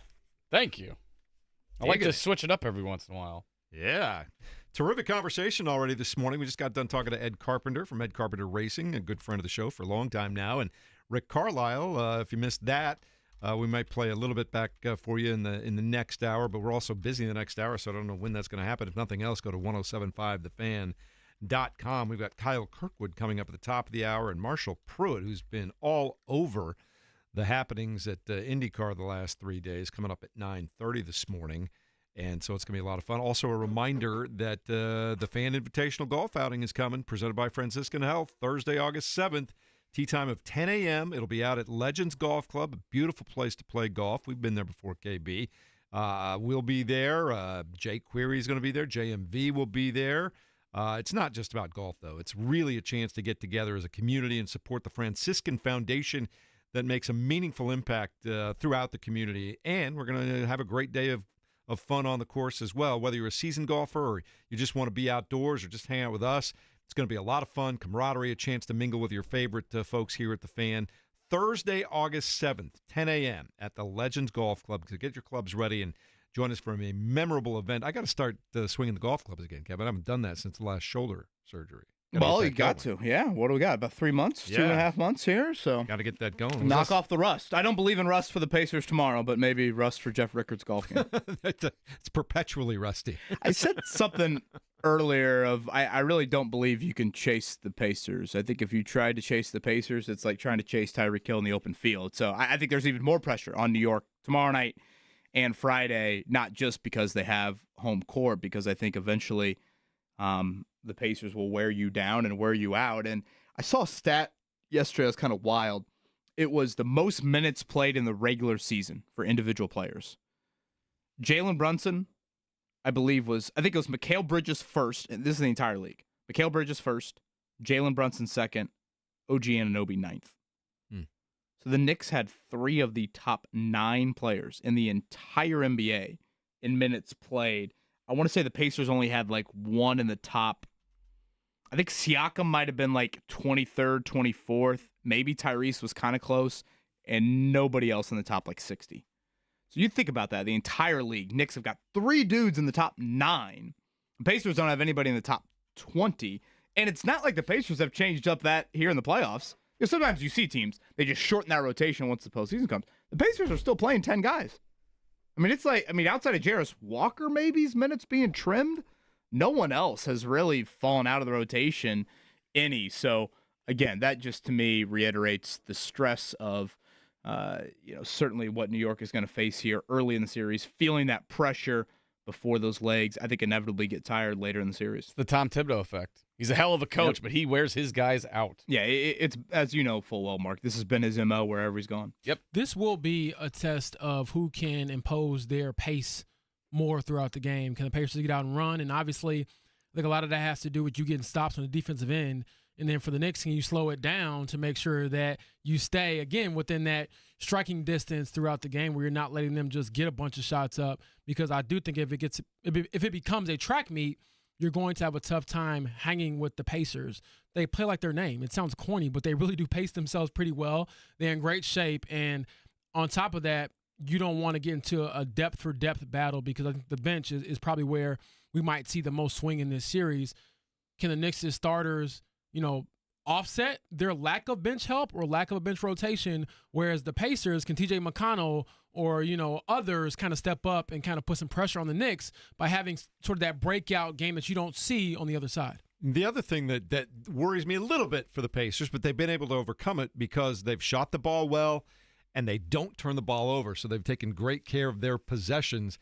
But they have had trouble with teams rebounding the ball, especially on the offensive glass. That could be a problem for them. Yeah, Tyrese Halliburton pointed out, James, I'm sure you caught this yesterday when we were over there, how great the Knicks are after offensive rebounds. Yeah. He was pointing out, the points they score per possession after an offensive rebound is astronomical. And Robinson, I think we've brought this up earlier in the week, Mitchell Robinson, their backup center, who did not play in the Pacers series last year, he was like a plus 40-something against the Celtics. Like Right. when he came on the floor, as much as Joe Mazzulla thought hack out Mitchell Robinson creating rebounds, tap outs, that was vital in that series. He was a huge difference maker. So Thomas Bryant's minutes, will certainly probably align with that at differing degrees. So that'll be a big, big thing to watch. That's what I think New York still has the same sort of rebounding mindset we saw last year on display, even though the personnel's changed a bit.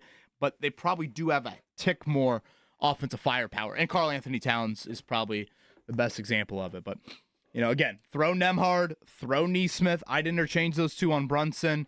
Try to run him into the ground as much as you can. Make him work defensively. You might not feel the effects tomorrow night, but I think you'll feel it eventually as the series moves along. All right, we're inside a week until we have the Indianapolis 500 over on Sunday at the IMS. We're going to talk to Kyle Kirkwood about that next. It's 93.5 and 107.5 The Fan.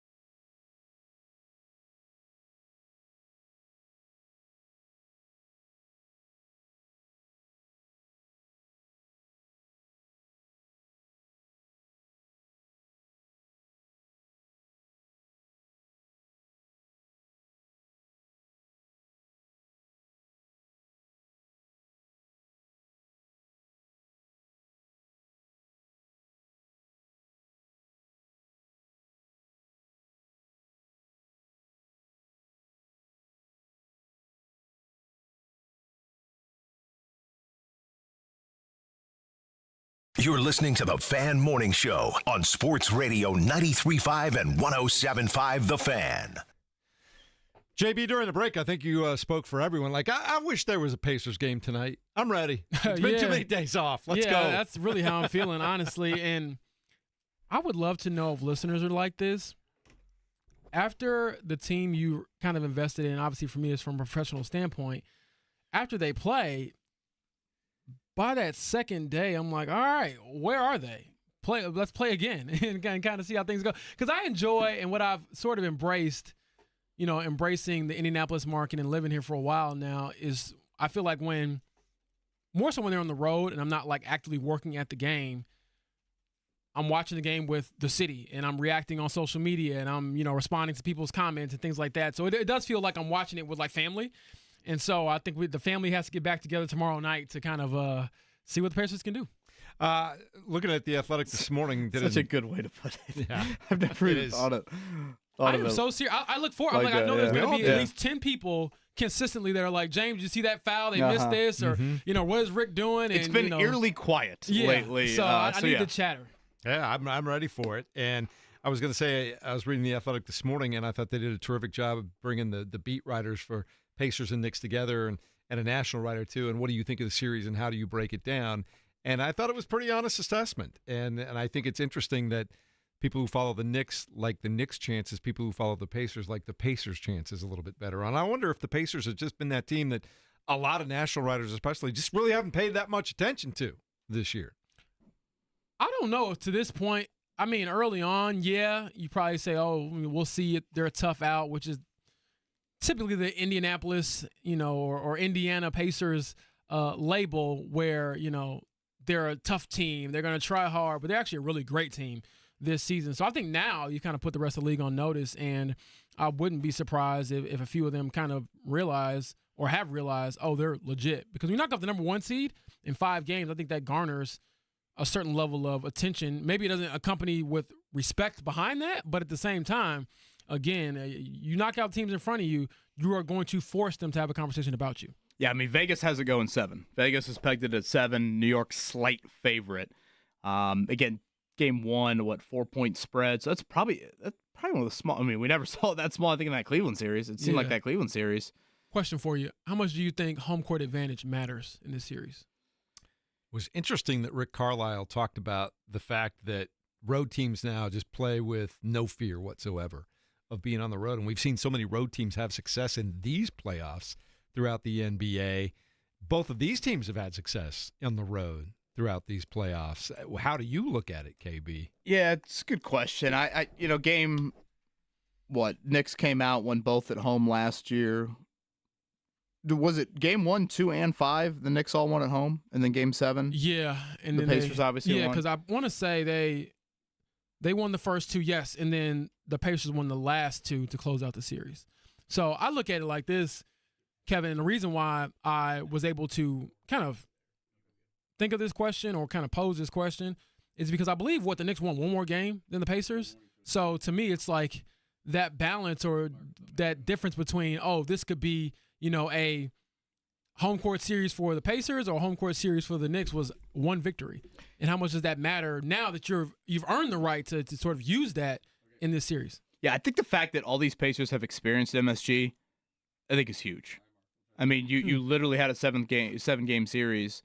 I guess outside of all the guys you're going to play tomorrow night, I guess Mathurin, from a playoff standpoint, that I just think is huge. And not only experienced it, but also have had success in it. I think that is really, really important as well. So I'm not putting. I think there'll be outstanding environments, but I won't put too much stock into necessarily, all of a sudden it's going to be the Knicks win all the home games and the Pacers win all their home games. One of the things that was pointed out in that article I was referencing in The Athletic, from January 1st until the end of the regular season, Indiana was one of 2 teams to rank in the top 10 in pace, where they were 9th, assist-to-turnover ratio, 1st, and true shooting, where they were 8th. The other team, anyone want to take a guess who the other team was? Boston. The Oklahoma City Thunder. No, I'm not surprised by that at all, actually. They're a really great team, and it could be a potential finals matchup, but you got to handle your business first with the Knicks. And it's going to be a test. I certainly don't think it'll be, I've heard some people say, hey, it's going to be a fairly easy series or something like that. No, I don't think that at all, mainly because when you get to this point in the playoffs, it's very rare you see just a completely lopsided series, and I think it'll come down to who can execute better late, and that bodes well for the Pacers because if you're fresher late, that should help you kind of just get over the hump because, again, the Knicks, their margin for error to me, I'll put it like this, their margin for error to me feels smaller than it is for the Pacers. Not saying the Pacers can go out there and play willy-nilly, but they're not so reliant on, okay, we need an absolute A game from Tyrese Halliburton to win. Whereas with the Knicks, I think you need that from Jalen Brunson. You need an A or B game from Karl-Anthony Towns. You need those guys to be in tip-top shape because even if you have an okay game, if Jalen Brunson has a 17-point game in game one, are they winning that? Like, they need him to be the dominant scorer and someone who continue, in my opinion, he has to be the outright best player in the series by far for them to go ahead and close it out. I've been torn on Pacers in 5, Pacers in 6. I guess I will lock in Pacers in 5. Ooh. That's what I will go with. Where are you guys going? I'm 6. Pacers or Knicks? Pacers. James? So I've talked it over with my dad, diehard Knicks fan. He told me that Jalen Brunson would You'll be staying at a Fairfield Inn next time you come home to visit him? He told me that Jalen Brunson would have something for the Pacers. And I told him the Pacers will send Jalen Brunson home in 6 games. I do think if the Pacers 8-9 guys just do what they do because they've all contributed so consistently, so well, just doing what they do. The Pacers are a really tough team to beat when they have those 8-9 guys just doing what they do, not even going above and beyond. There's usually 1 or 2 that'll go above and beyond, but just in general, those top 8-9 guys just being themselves bodes really well for the Pacers. Yeah, I think to Kevin's point, and you can, again, take a lot of credit for this, you said it pretty much all year long. It's the 3 through 8 that makes the difference to me, especially in today's NBA. I mean, we talked about it during the break. This is the first time in NBA history that we will have 7 different champions in 7 consecutive seasons.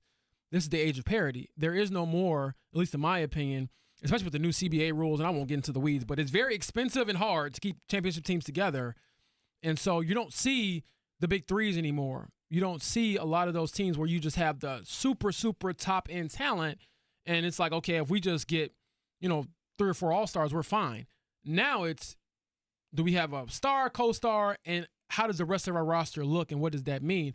And, Kevin, you've pointed out all year, it's the Pacers is 3 through 8 that usually makes them beat other teams and sometimes beat them handedly. I just think the Pacers have more margin for error.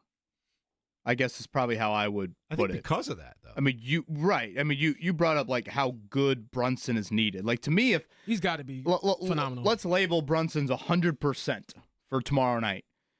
If Brunson falls to like 82%, to me, like that's the difference. That's what I'm saying. Like that's where, and I get Karl-Anthony Towns is obviously a world-class player as well, and their wings can play. I mean, I think at times I probably undersell Anunoby as an offensive threat. I think he's really improved in that area, but still, it goes back to the Cleveland series. Jeff, I think you brought up this stat that I thought really stood out. The Pacers won that series in 5, and I asked you guys to name their best player in that series, and I think both of you said Aaron Nesmith. And if you look at the 5 leading scorers in those 5 games for the Pacers, none of them were Aaron Nesmith. Mm-hmm. It was Halliburton in one. It was Nembhard in another. It was Mathurin in another. It was Siakam in another. It was Turner. Nesmith was never your leading scorer, and yet you guys said he was the most important player in that series. And I don't disagree with you. So that is where the key is just making sure the Knicks feel that. Like that, I think, is the question. Of just like they've got to feel your presence, feel your energy. Because the Knicks, they ain't soft. This is, I respect the hell out of how the Knicks play. Look at their Detroit series. They come at you. Physical in they are physical. They play with great energy. Like they are it is a cool it's a college atmosphere that crowd feeds off of. I think how they play. Josh Hart and Mitchell Robinson, you're going to be mother bleeping them by the end of the series with how many extra possessions they will keep alive. So I do respect that. It's just you've got to make sure that how effective Hart, Robinson in particular are, that wears off, that wears down, whether it's over the course of 48 minutes, whether it's over the course of 7 games in a series. Yeah. And, I talked about that series that New York had with Detroit. That was not an easy series. That was a tough, kind of gritty series. And it almost felt like New York absorbed some of that grittiness that Detroit has displayed all year long and took that with them from the series moving forward and delivered it to the Celtics as well. Yeah, I mean, I don't know, man, but the Knicks have been this gritty, team, and they've kind of embraced that Tom Thibodeau mentality since he's been there. They remind me of the same types of team build and structure that like the Bulls had when Tom Thibodeau was there. Like they weren't going to outscore you by a ton. They were going to slow the game down, defend, rebound, foul you, and things like that to make it hard for you to run your sets and do the things you want to do. So I expect a certain level of physicality to be there. I am curious to see how the officials kind of handle that early on. Like, will you let them play, so to speak, or will it be ticky-tacky? And all I ask for, and I think a lot of fans too, is can you help each team play evenly? I don't want to see, you're letting people just get mauled in the first quarter, and then in the fourth quarter there's some ticky-tack moving screen that you call. So we'll see how that kind of plays out too. But also, jokes aside, the foul game, the foul trouble that players could be in is a huge factor as well because, again, Jalen Brunson, he picks up 2 or 3 fouls in the first half. He battled foul trouble with that Celtics. That's Hell, what he I'm saying. fouled out in one of those like, games. how do you combat that? You don't have another player that can come in and supplement what he does. And I think the Pacers are similar to that, where if Halliburton gets in foul trouble, you don't have somebody that can beat Tyrese, but you do have better options, I think, than the Knicks do as far as ball handlers, shot creations, and things like that, and Andrew Nembhard and others. Are we talking enough about Josh Hart as kind of an X factor for the Knicks? Dog. Yeah, I mean, you got to respect how he plays. I mean, certainly. There's some Aaron Nesmith vibes with Josh Hart's game. I mean, he's a very, very important. I don't think he'll be necessarily the one assigned to like Halliburton. I think that's going to be Bridges primarily, Anunoby probably on Siakam, but no, Hart, very good player as well. Just a reminder, again, we will have the Fever game tonight. They're at home. That's on WIBC. Coming up, 7 o'clock tip for that. Eddie Garrison will have your pregame coverage at 6:45. If you are looking for them TV-wise tonight, it's a little bit of searching. This is on the WTHR, so Channel 13's sister station, WALV. I know I get it with UVerse. I think YouTube TV gets it. I don't know. Mark, do you remember that last year when the Fever had a few of these games on the WTHR sister station? I thought YouTube TV got it. Maybe. I feel like it was on Ion a couple times. I don't know if they've This changed is not name. Ion. This is not Ion, so This I is don't know if we get it. WALV. I want to give people heads up ALV. I'm going to look it up. Let me find out. before they start searching a whole lot. Again, it's Atlanta inside of the building tonight at Atlanta on Thursday. Here coming up for the Fever. Jeff, I know you said earlier you were out at the Graham Rahal event last night on WIBC. You said a great turnout with Hammer and Nigel. It was terrific, and man, they've got this. They've got a restaurant going on out there on that property. They've got this incredible floor display of some of the most amazing cars, automobiles you've ever seen in your life, which is where the event with Hammer and Nigel was last night with Tales of the Track and Graham Rahal. Just fantastic there. They got a nice little coffee shop cafe that I've been to with my family a couple of times on a Sunday morning out there. It's right there on 106th out in Zionsville, just east of Zionsville Road and 106. It's fantastic, and it's where the headquarters are for Graham Rahal as well. That whole kind of 3-block area, they've just taken it over, and it's beautiful. And thanks to all the folks that came out last night. They had a great time. And it was everything you want it to be. And, of course, the Burger Bash. Awesome turnout. With Kevin Lee out in Speedway. Unbelievable again out there. Awesome turnouts. The weather was great outside of Gate 1 last night. Huge crowd. So Kevin Lee, Kirk Cavan, their years of doing the Burger Bash continues to be a must-see event here in the month of May. Lots of drivers. Seems like it was driver every segment. Coming at you. Cluster Truck, as always, was P1. So great work from Evan Sherrill and company. Reminder, FAN, that is your promo code at Cluster Truck. You'll get $5 off your order. They've been big supporters here in the month of May, so I greatly appreciate them for your help. Trackside will continue all throughout this week, of course, nightly, leading up to the 109th running of the Indianapolis 500 coming up on Sunday. And Beyond the Bricks as well. So, for example, tonight, Trackside Beyond the Bricks will be right here on 93.5, 107.5. And you mentioned that the Fever will be over on WIBC tomorrow night when the Pacers are playing here. Then you'll hear Trackside and Beyond the Bricks over on WIBC. Yeah, you can podcast all this. I know a lot of people, that's how they operate as well. So make sure you check out those podcasts, and they will get you set. No, nothing on track here the next 3 days. I believe the media, kind of like the media day, I say that in quotes a little bit, today, certainly Community Day, which I know is a fun day for a lot of little kids. They'll see some race car drivers in respective schools around the city coming up tomorrow, and we'll get you set. We'll be out there. Carb Day, 7 a.m. Oh, yeah. Mark, I can hear the crack of the beer right now. Just What are you thinking? How many are you bringing with you? Well, I haven't really gave it that much thought yet, but there will be a steady diet, especially if the temperatures look as chilly as it's going to be at 7 a.m. I'm not going to go Jake Query blanket. Remember when he went back to the car at Grand Park to get the Snuggie? Yeah, that was in the dying days of Kevin and Query, and that was kind of the death knell where I'm like, okay, we're bundling up at training camp. What are we doing What's here? wrong with getting the Snuggie? I was like, there goes any chance the Colts have of winning the division if Jake's going to be. You can't put a Snuggie on when it's cold. You're brutal. No. Are you a It's Snuggie July. If it's cold, it's cold. No. Unacceptable. You're going to be in a parka Friday morning. I might be. You know what? I'm gonna come in a sleeping bag. Kevin cracking a beer at 7:01 on Carb Day is a tradition unlike any other. Correct. Annual tradition. Crispy. I will bring my Gold Tops. Miller Lite Carb Day. When that kicks off the weekend for you, when do you stop? Well, I mean, you got to find some stretches in there to act like a parent. Maybe be a husband. Or you just get down look from there. at Maddie and go, hey, I'll see you on Monday. Yeah. Tell Rosie Max, we go play in the turn 4 mounds, and I'll meet him in an hour once All American Rejects play their encore. Kevin, I have a couch, but you are too tall for it, so be responsible. They are too young to get in the snake pit, just so you know. Well, yes. All right. All right, let's check it down, Mark. Let's talk about things that are happening right here, right now. The Morning Checkdown on 93.5 and 107.5 The Fan.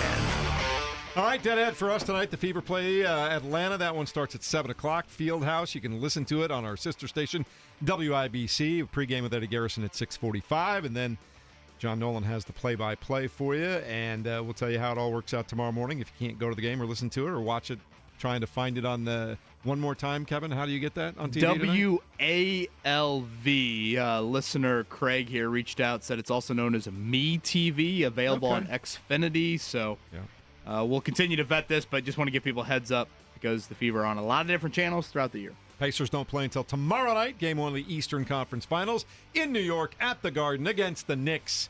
We've made our official predictions. You said 5. Yeah, Pacers I'm going 5. 5. Yep. James, you said? Pacers in 6. I said Pacers in 6. Mark, you want to weigh in? Pacers in 5. Wow.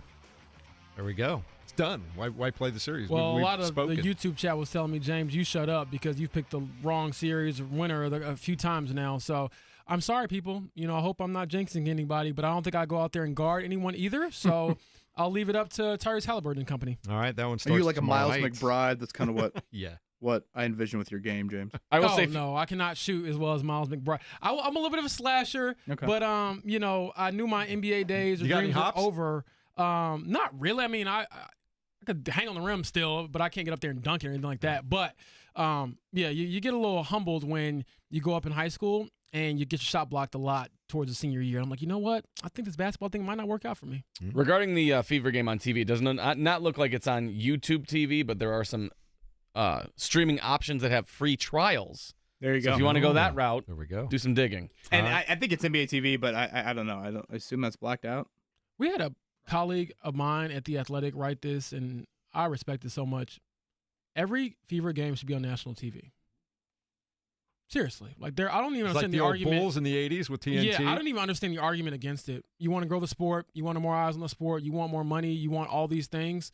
Put the biggest star, Caitlin Clark, in the sport on national TV every single game. I don't disagree, but if you have that thought, that means you need to have the Chiefs in primetime every single game. That means you need to have the Yankees in primetime. I don't know about that. I think if you look at the TV ratings, though, I'm not saying that's like true, those people but I are feel like Caitlin their Clark, leagues but are a lot more established as far as viewership and the way things go. You want people to tune into the WNBA. Most of them, or at least the new fans, are tuning in because of Caitlin Clark. Put it on TV. Yeah. Tonight, Minnesota Timberwolves will open their series in the West with the Oklahoma City Thunder. That one starts at 8:30. You'll be able to hear that game. We'll start it in progress just after the beginning of the game because we've got trackside at 7, and then at 8 o'clock Beyond the Bricks, and then at 9 we'll switch over to our coverage of ESPN's play-by-play of the Western Conference Series. Major League Baseball last night, it was the Reds defeating the Pirates 7-1. There's your lead, Kevin. Thank you. Mm-hmm. Staring at me like, an upset parent. It's a 5-game winning streak. Waiting Mark for Dykton. that. Thank you, Mark. 5-game winning To streak. be fair to Mark, he Dykton. has behaved quite well when it comes to the Reds. Yeah. Proper credit this morning. Thank you. The couple days off did me good. Ellie De La Cruz and Austin A's each had a couple of RBI in that one. It was the Cubs getting knocked off on the road. They lost to the Marlins 8-7 yesterday. It's all right. We'll survive. Survive in advance. The Cardinals got a win over Detroit. I'll bring you a 11-4. Snuggie to cope with it. You got a bunch of them? Is that what you're saying? Hey, I did. I gave a Snuggie away at one of those like white elephant type of parties, and the person who got it loved it. Best gift there. Thank the Lord I wasn't at that party. Is it I'll okay? get you one. What size are you? Snuggies? I probably could use a Notre Dame Snuggie, honestly. Is it okay if I point out again that Indiana University's Kyle Schwarber hit his 300th career home Hell of run a career. last night? It was a 466-foot shot. Ooh. Mark Dykton. Yeah, he crushed that ball. Hell I love of a Kyle career Schwarber. for Kyle Schwarber. Always and forever. I love that Does he have guy. to pay for a beer at all No. in Chicago? Nah. Nobody on that Cubs team ever has to pay for a beer or a meal in that town. Kyle Respect. Schwarber likes some beer, so that could be an expensive bill. Do they You get and Kyle. parking in the city is the question, though. That's where You you know save it. the That money. is a good question. That's where Chicago you save parking the is money. They get horrible. easy out if it was up to me. Anything else you want to throw in, KB? Yeah, let's mention practice yesterday over at IMS. It always is a very active practice. We did see a slight incident. Christian Rasmussen, luckily just a single car. But outside of that, a couple things to note on the speed charts. Will Power 7th, Joseph Newgarden 8th.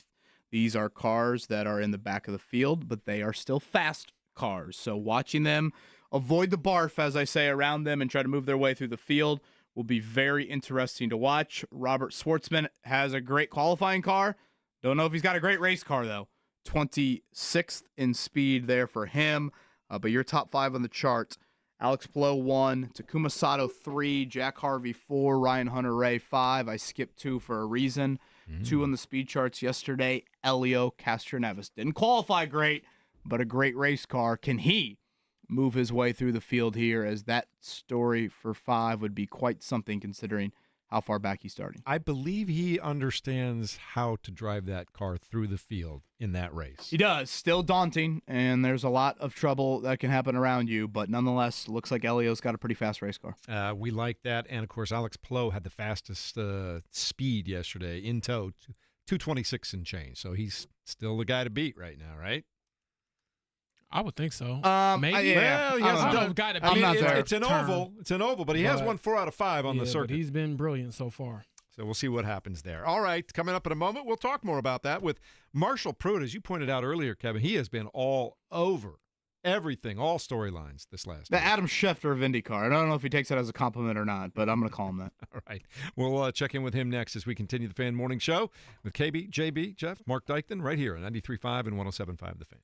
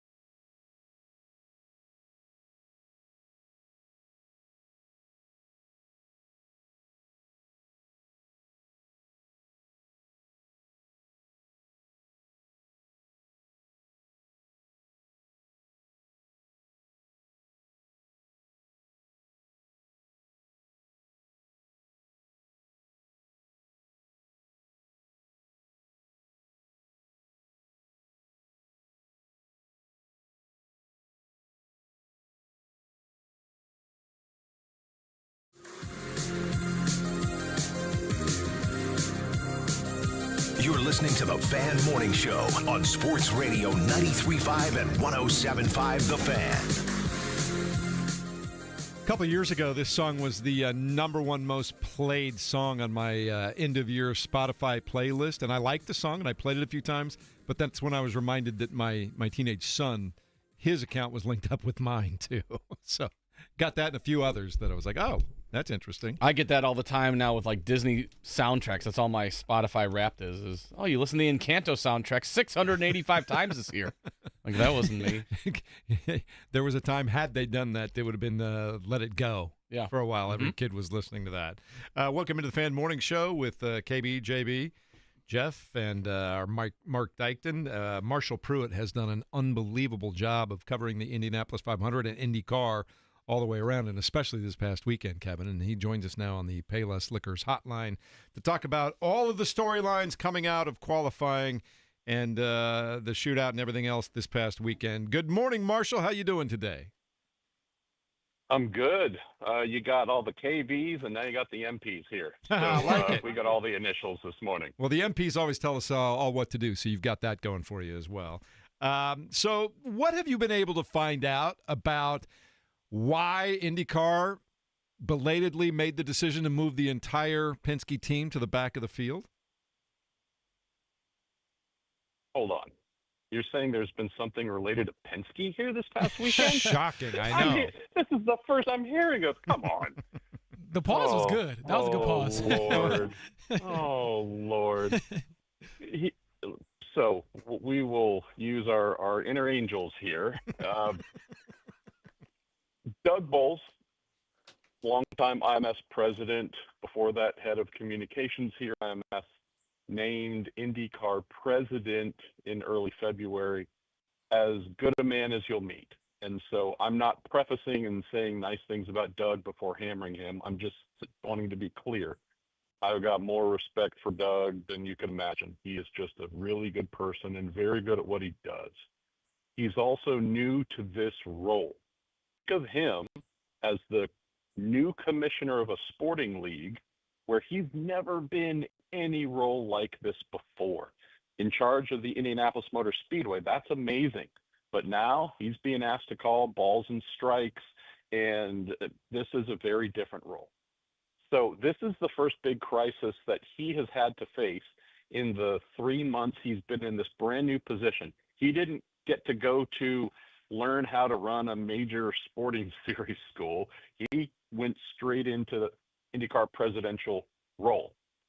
Big crisis here. Now it's not affecting one of the other teams, his boss's team. What came out of this initially, Sunday night, he met with the media, met with us at about 8:15 p.m. Qualifying ended at almost 7, so just into the evening, talking about the infractions with the Team Penske cars. I'm sure you've covered all that. I can go through it if you need, but I assume folks know illegally modified parts of the back of the cars. All the teams know that you cannot modify them. It's not a question of, oops, we didn't know. They absolutely knew. Dealing with this, meeting with the media, Doug said, we're going to look at penalties after the race, right? We want to get through the race, then we'll look at what kind of repercussions there might be. That landed, at least with me and those who have some sense of sporting justice in mind, that landed like a fart in church. Wait a minute. We're not talking about the race that's happening tomorrow morning and you don't have enough time to do a thorough investigation. You're telling us you're going to sit on this for a week? Let them run the race and then decide? That doesn't add up.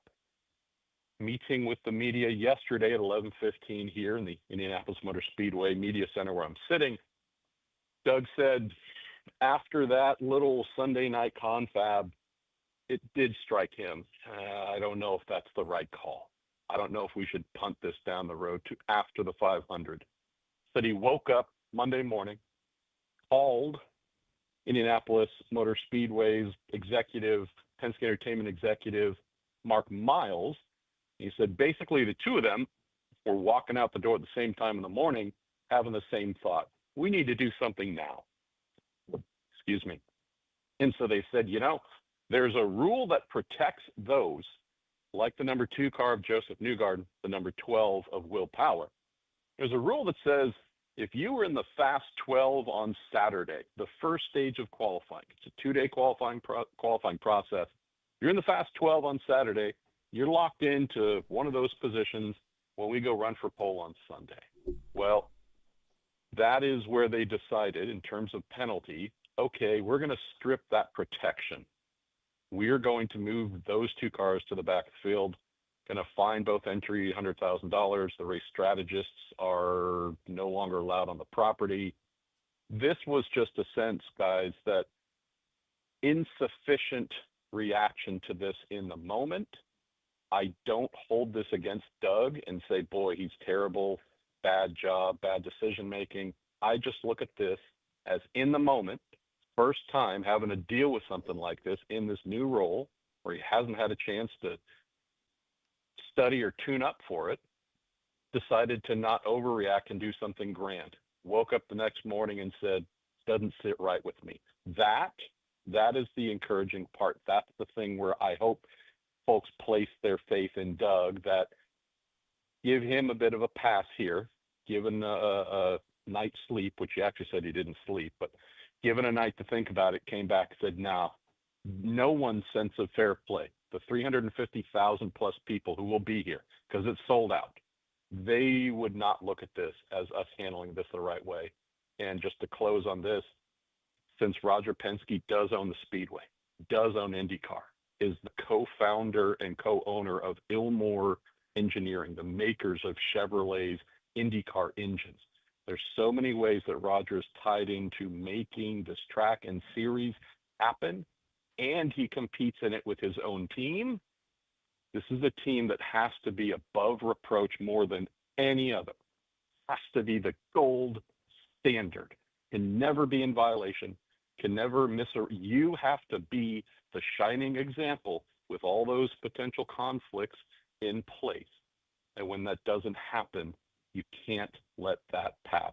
So appreciate Doug, appreciate Mark Miles for coming back Monday morning and saying, no, we need to yank their chain a bit. The great Marshall Pruett with the Sierra Payless Liquors hotline. He has been all over this story over there at IMS. Marshall, 2 that popped into my head as you were explaining that so well. First one, how much did Doug Bowles feel venom from the paddock weighing on him to make a harsher punishment? Oh, how about within seconds of this happening Sunday afternoon? He had a pretty solid amount of teams. Many of them, I would say the majority of the folks barking from those in the rival Honda engine camp. This is very much a case where many folks were saying they need to be moved to the back immediately and or need to be disqualified. Harsh. What they ended up doing is a version of what many folks were saying needed to be done immediately. Sunday afternoon, Sunday night, whatever the timing might be. So I wouldn't say that Doug reacted to the pressure because he deals with pressure every day. I think this is just his own internal moral compass saying, regardless of whether others have told me this is what I need to do and we need to do, I know this is what we need to do. Would also throw in, you think about this process going through technical inspection over and over. These cars go through, this is unlike any other sport, right? There's no, the Pacers don't have their own basketballs, which are all checked before every game to make sure theirs are compliant and the other teams are compliant. We have this bizarre sport that we love where we fashion a machine out of a zillion different parts, and then 33 crazy human beings say, oh yeah, I'll get in that and go 240 miles an hour and risk my life. Well, to make sure that the cars comply to the rules, they all have to, by regulation, go through a technical inspection process many, many times before practice, qualifying, race, after qualifying, after the race. They are constantly going through the technical inspection line to make sure across the variety of rules, whether it's safety related or performance related. Hey, these are the areas on the cars that you can play with and modify to your liking. The vast majority of these cars, though, you cannot modify. Got to leave it as it comes off the shelf. This is a situation where these two Penske cars, for sure, went through the technical inspection line many times with these illegal parts on them, and they're visible to the naked eye. This isn't something buried in the depths of the cars that no one could see. This is something where fans on pit lane with their phones taking photos of stuff. I can't tell you how many of those have been sent by amazing fans going, I was walking by the rear structure on Friday and snapped a photo, and holy cow, the illegal modifications were right there. This is something visible to the naked eye, and yet went through technical inspection multiple times. I'm saying this with air quotes. You can't see me because we're doing radio, but went through multiple times and air quote, weren't seen, weren't caught. And then magically, Sunday afternoon was, quote, seen and discovered for the first time. I don't buy it. That's what the series has said. That's their story. They are sticking to it. I know it's complete nonsense. But we have a bigger thing to think about here. It's not necessarily specific to the Indy 500. This is going to be this should be an amazing race. Think about Joseph Newgarden, your two-time defending Indy 500 winner, starting on the last row. And Will Power, crazy DJ Willie P, right? Your 2018 Indy 500 winner, starting on the back row. Those two should tear through the field. That should create amazing excitement. Robert Schwartzman, right? One of the greatest whole day race, whole weekend stories we've ever seen. There's so many amazing things for us to focus on and love this race like we do. But there's some house cleaning that has to take place, y'all. Whether it's within Team Penske, and you've got to be that golden shining example of excellence and compliance. And then there's also one on the IndyCar side. And Doug, he has to look into this and find out what the heck has been going on. How can these cars go through tech multiple times? I've got my own photos of these cars Thursday at the Indy Open test from April with these illegally modified parts on the car. I didn't.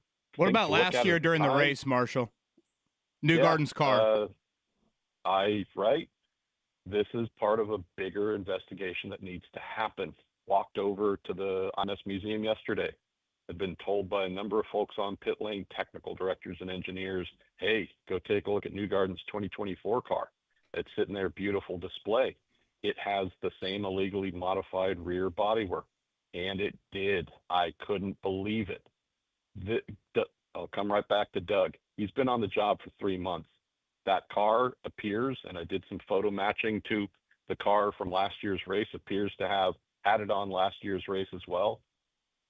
There needs to be a look back as to what has or hasn't been going on to allow this.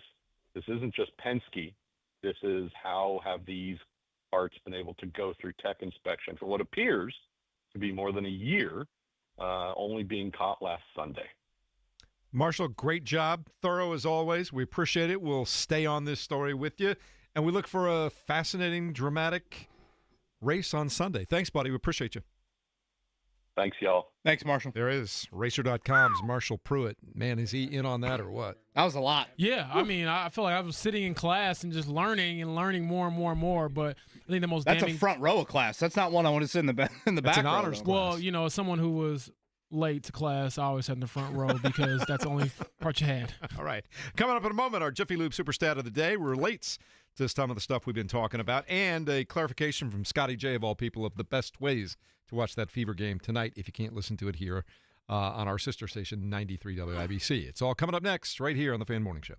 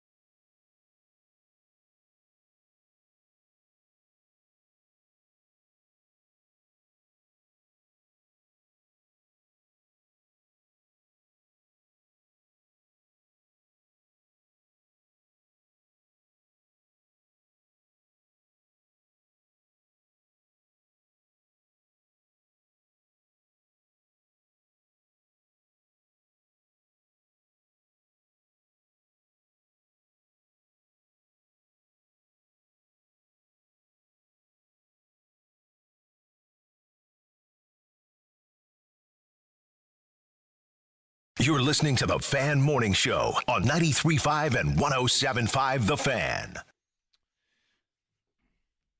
Mark, we are in technical appropriateness here on the Fan Morning Show. We're in compliance all the time, technically. That's what we do. And we also, to that end, have something to give away today regarding the Indianapolis 500. What could that possibly be, Mark Dyke? Well, we did it yesterday. We're doing it again. Pair of tickets to the Indy 500. Now, we're trying to do this fairly. We tried to do this yesterday. If you've never been to the Indy 500, much like James hasn't, we would like to send someone would be going for the very first time. So if you don't have tickets, you've never gone before, 239-1070, give us a call. Also, please be honest with us. The scarcest. Don't be like Team Penske. Yes. Come on. Wow. The scarcest thing going right now, parking passes. We don't have parking passes for everybody. We just don't. Everybody's asking me, yeah, can I get a parking pass? I don't have them. I don't have that clout. You can have a better chance of getting a Willy Wonka golden ticket than you could get a parking pass at Carpenter. All right, so we'll be looking for Fast Fingers, first caller that has never been to the Indy 500. Yes. All right. Fairness, please. Or don't lie honesty, to us. Please. Yeah. And by the way, Rick Carlisle, Ed Carpenter, and I thought Marshall Pruett explaining everything that transpired Team Penske-wise. I think you'll get three very different yet entertaining, informative combos today on the podcast. I really enjoy, and again, three of them very differently. Ed Carpenter come from the driver-owner side of it. Obviously, Rick Carlisle looking ahead to tomorrow night. We look back on a little Reggie Miller stuff as well. I think you'll find all of that pretty enjoyable up on the podcast. Yeah, it's going to be a lot of fun to cruise back through that today. All right, it's time for our Jiffy Lube stat of the day, courtesy of Scotty J. Joseph Newgarden is going to start his quest for the three-peat at the Indy 500 from the 32nd position on the grid Sunday after the team was penalized for the illegal modification of the attenuators, JB, at the backs of the cars. No driver has ever won the Indy 500 while starting from the back row. Furthest back on the grid that a driver has started and gone on to win the race, 28th by Ray Haroon in the inaugural 1911 500, and then back in 1936, Louis Meyer, the legend, was able to pull it off. So in other words, the three-peat is dead. Well, it's a much I'm not different going era. there Yeah. just yet because, Scotty would know this. Was it Juan Pablo Montoya, Scotty, in 2015 that I believe early in the race had to go back to the back of the field and then I think came through and Scotty won? Goodyear in 92 he started 33rd after being bumped in qualifying, but then he was replaced teammate Mike Groff in the field, having the car move to the back of the field that year. Goodyear would finish second from the 33rd spot that year to Al Unser. Coach Venturi signing off on Marshall Jr., Al Unser Pruett. Jr. Absolute phenomenal analysis by Marshall Pruett. That He didn't was hold back. master degree stuff. So again, you'll find that up on our podcast page. Thank you to Coach Venturi for listening to He's that. the best. We got to get him on again soon during OTAs. By the way, next week, James Boyd and I, among others, and Rick Venturi will be out there. That'll be our first 11-on-11 look at the Colts. Yeah. So if you're curious where we're at Colts-wise, that is coming up next, I believe, Wednesday for us. All right. Looking forward to that. All right. That's pretty much going to put a big bow on it. For us, it'll be Jake at noon, JMV at 3, the latest from the track right here on 93.5.